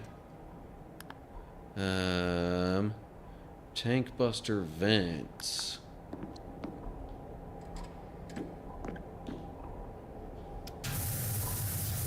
Is there dirt on you?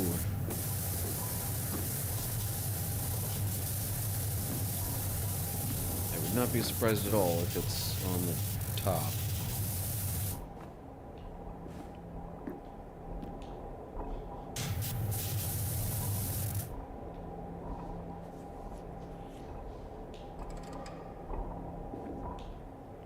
Tank buster vent. Where is there dirt on you?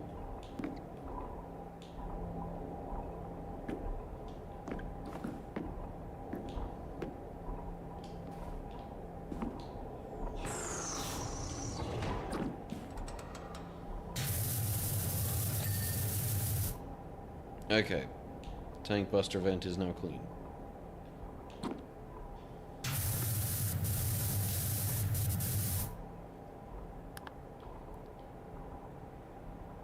Thumb beam muzzles.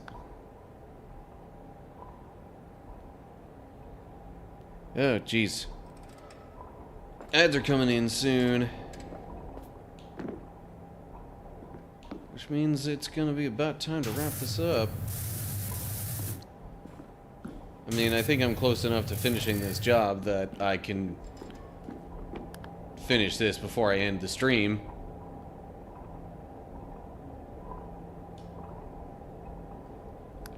Shoulder guards.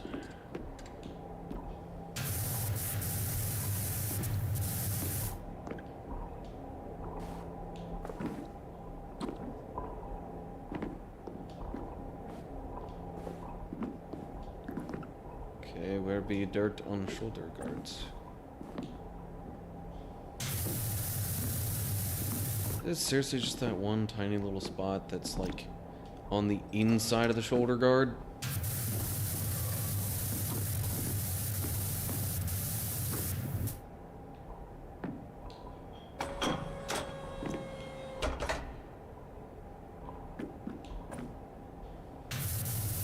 Oh.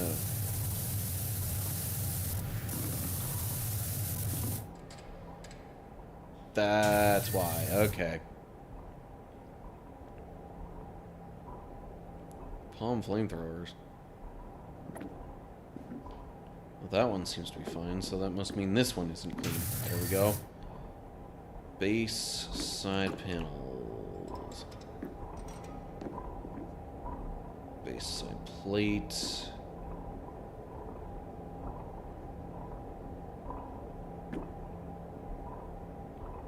Front panel. Base side panel.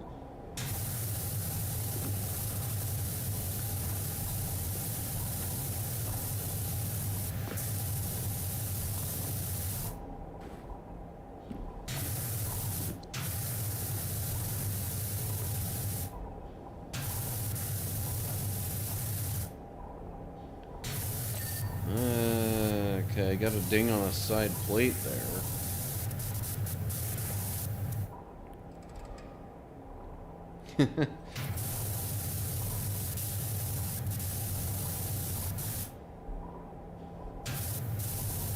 Yeah. That's a nice thing to have, and, you know,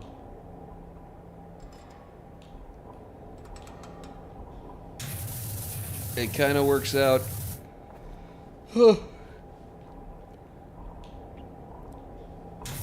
Works out good for everybody in a way, you know, when people are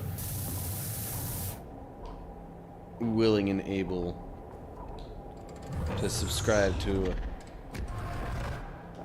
someone on Twitch. Because, you know, streamer obviously gets a monetary benefit from it, and then, you know, the person watching doesn't get ads.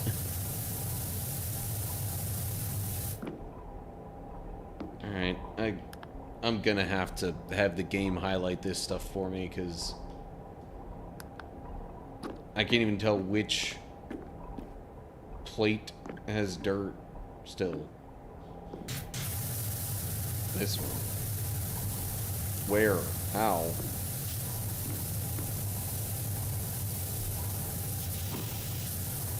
Where are you dirty?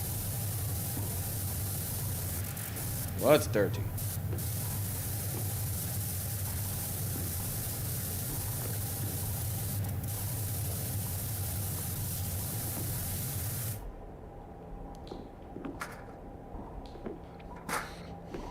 Not gonna lie, while I said that, I had this random video kind of playing in my head and started talking kind of like the guy in the video. So, like, just a random video I saw on, like, TikTok or Instagram or Facebook or something like that. A short kind of video. Guy walks up to his microwave and sounds like he's either from India or maybe the Middle East or somewhere in that general area of the world.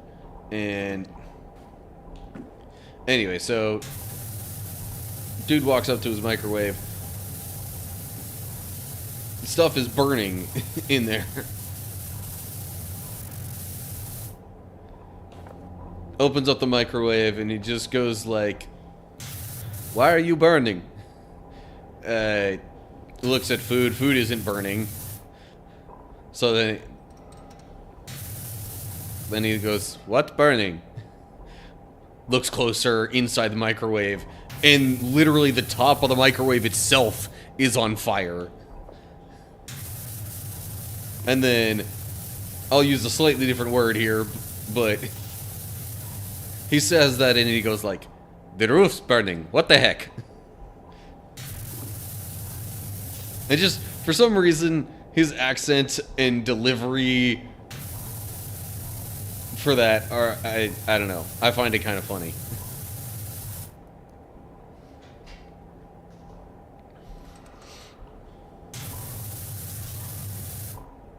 Meanwhile, you've heard it here, folks. Owl is forever going to be subscribed. And I will appreciate the support all the while. Okay, seriously, it tells me stuff is dirty in this side panel and all that, but, like, I see no dirt. Literally any angle from which I can view this thing. I do not... Okay, fine. There was that. But, like, good grief. Only at a very specific angle could I see any of that. Okay. Oh no, the base side plate is still... So, the thing I was looking at is still supposedly dirty. Where is it dirty?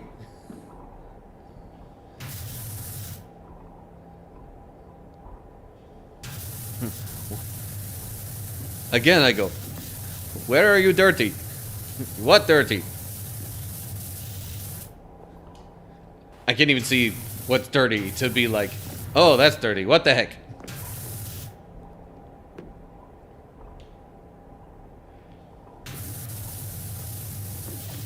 Seriously? Where is this dirt? I cannot find it. This dirt is like the hide-and-seek champion right now. I have approached this panel from every possible angle and sprayed from all of them. From what I can tell, this part does not pop open.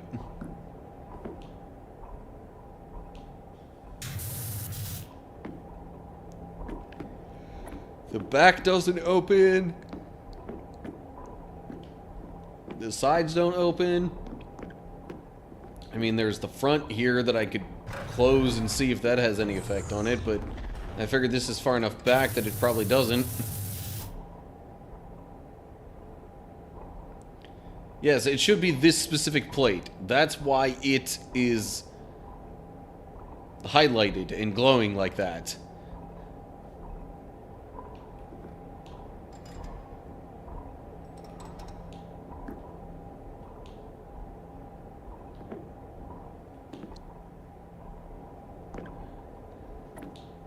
And, like, I keep hitting the dirt finder button, too, and nothing is showing up.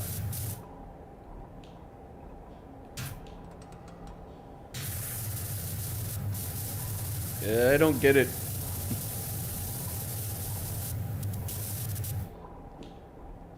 Oh yeah, there's a movie quote that'll come up sometimes, too. Original Toy Story. Potato Head goes up to him and is like, "Look, I'm Picasso." Ham just goes, I don't get it.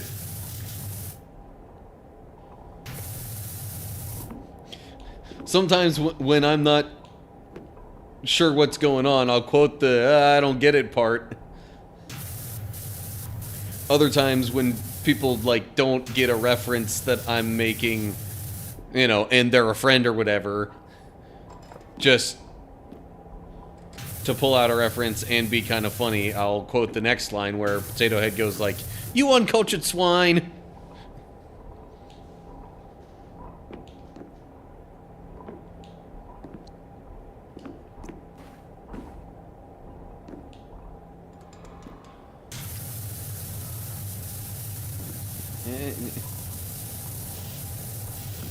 I don't understand. Where is the dirt?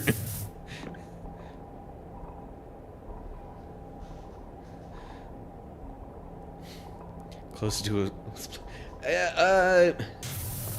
I mean, I have seen all of the Toy Story movies so far.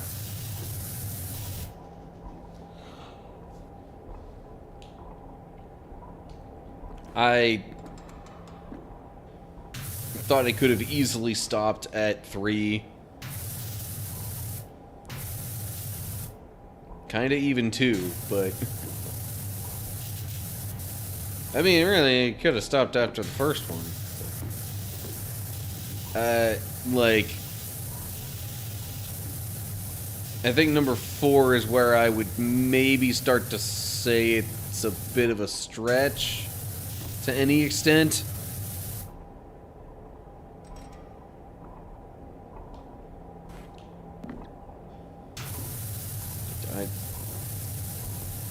I don't know. I do not know what this game wants from me. Okay, well, that was literally just try everything until it dings. Good grief. I think I took an extra 5 minutes just trying to get that one little panel.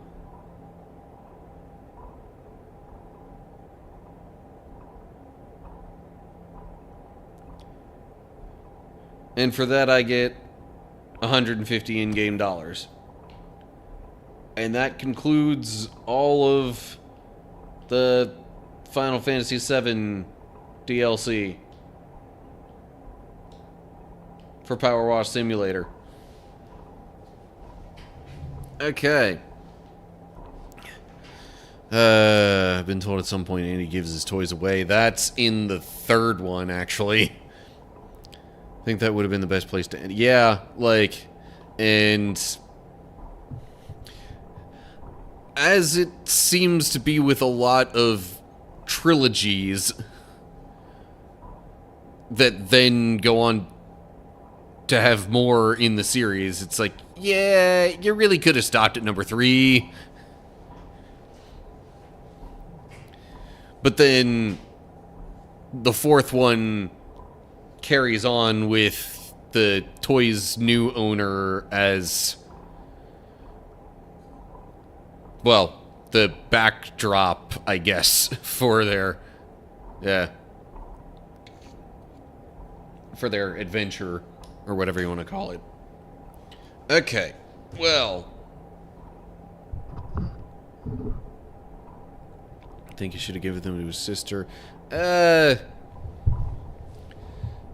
don't know, his sister didn't seem like she was that much younger than him, and who knows if she would have had an interest in. So, his toys eventually went to a much younger girl that was maybe even younger than he was in the first movie. So, and then she had her own toys already. Anyway.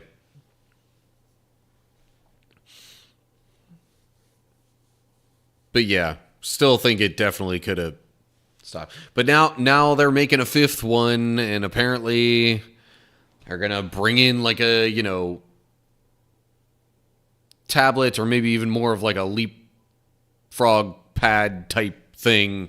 Some more digital device. And how much you want to bet that the central conflict is going to revolve around the other toys being ignored because of this new, piece of technology.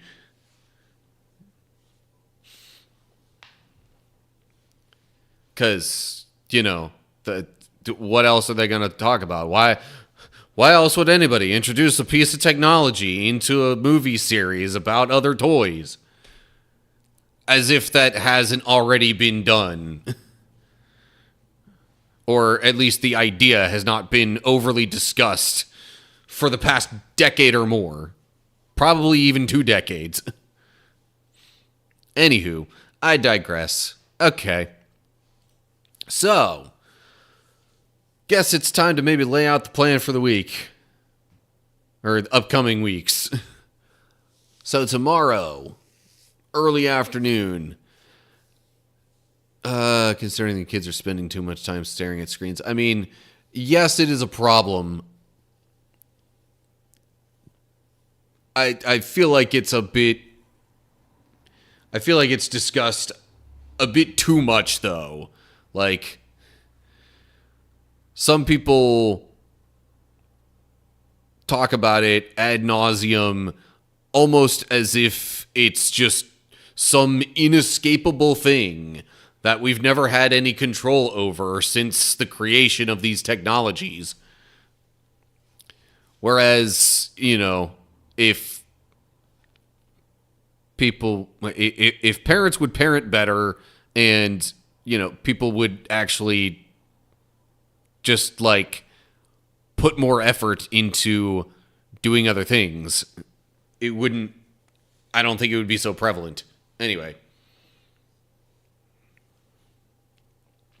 So, upcoming stream plans. Tomorrow, early afternoon, still Kingdom Hearts 3. I'm on the very last battle in the entire game, including the DLC. There is a very good chance I will spend the entirety of the stream just on that battle. I kid you not.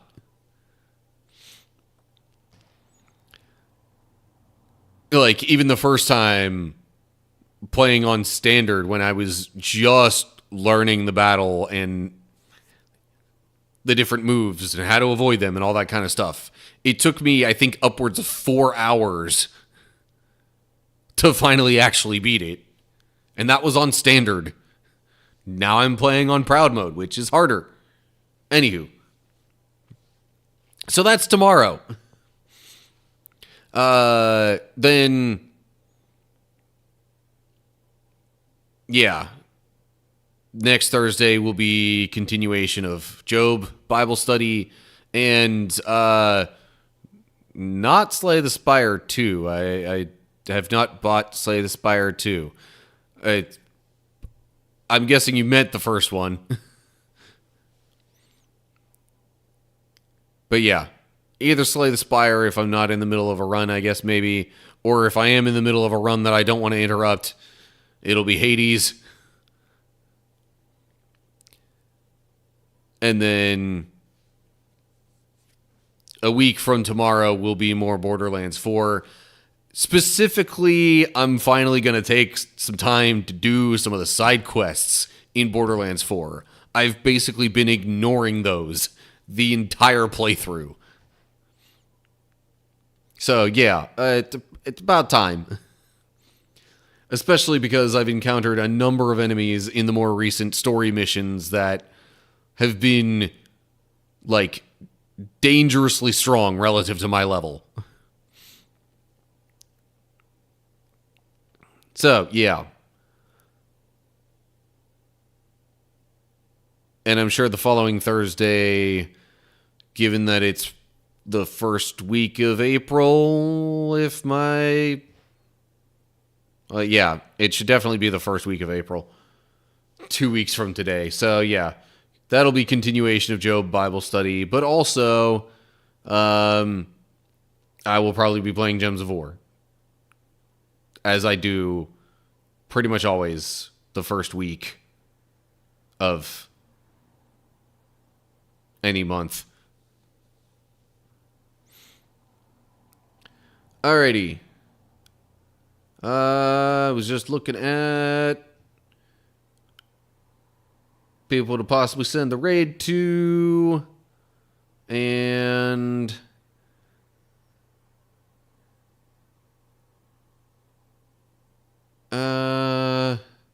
I'm not sure if I want to raid Midwest Dungeon Delvers because of my curiosity about this Crimson Desert game, or could send it to the Ricoist Rico who's playing Super Battle Golf. I've seen a video about that and know it's pretty fun to watch. I'm sure he's also like, well, it seems like there's a decent chance he's streaming. Oh yeah, definitely with some other people involved. So shenanigans are quite likely to ensue there. Of course, the fun type of shenanigans.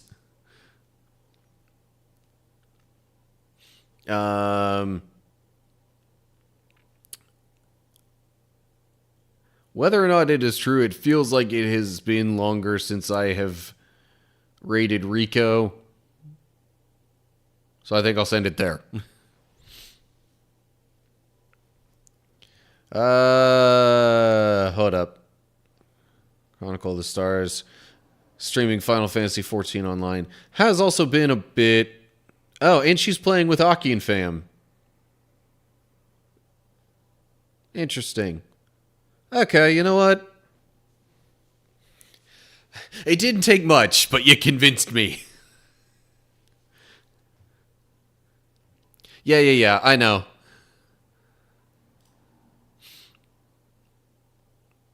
Okay. So I guess we'll send the raid that way. And off we go. Raid's kind of been initiated. That's going to do it for me. Hope y'all have a good week or however long until I see you next. Whatever ends up happening, feel free to, or stay tuned. Keep an eye out for future streams and whatnot. Feel free to watch edited YouTube content in between streams. But yeah, hope y'all have a good time until I see you next. And during that time, until I see you, stay cool, everybody. I know how to do outros.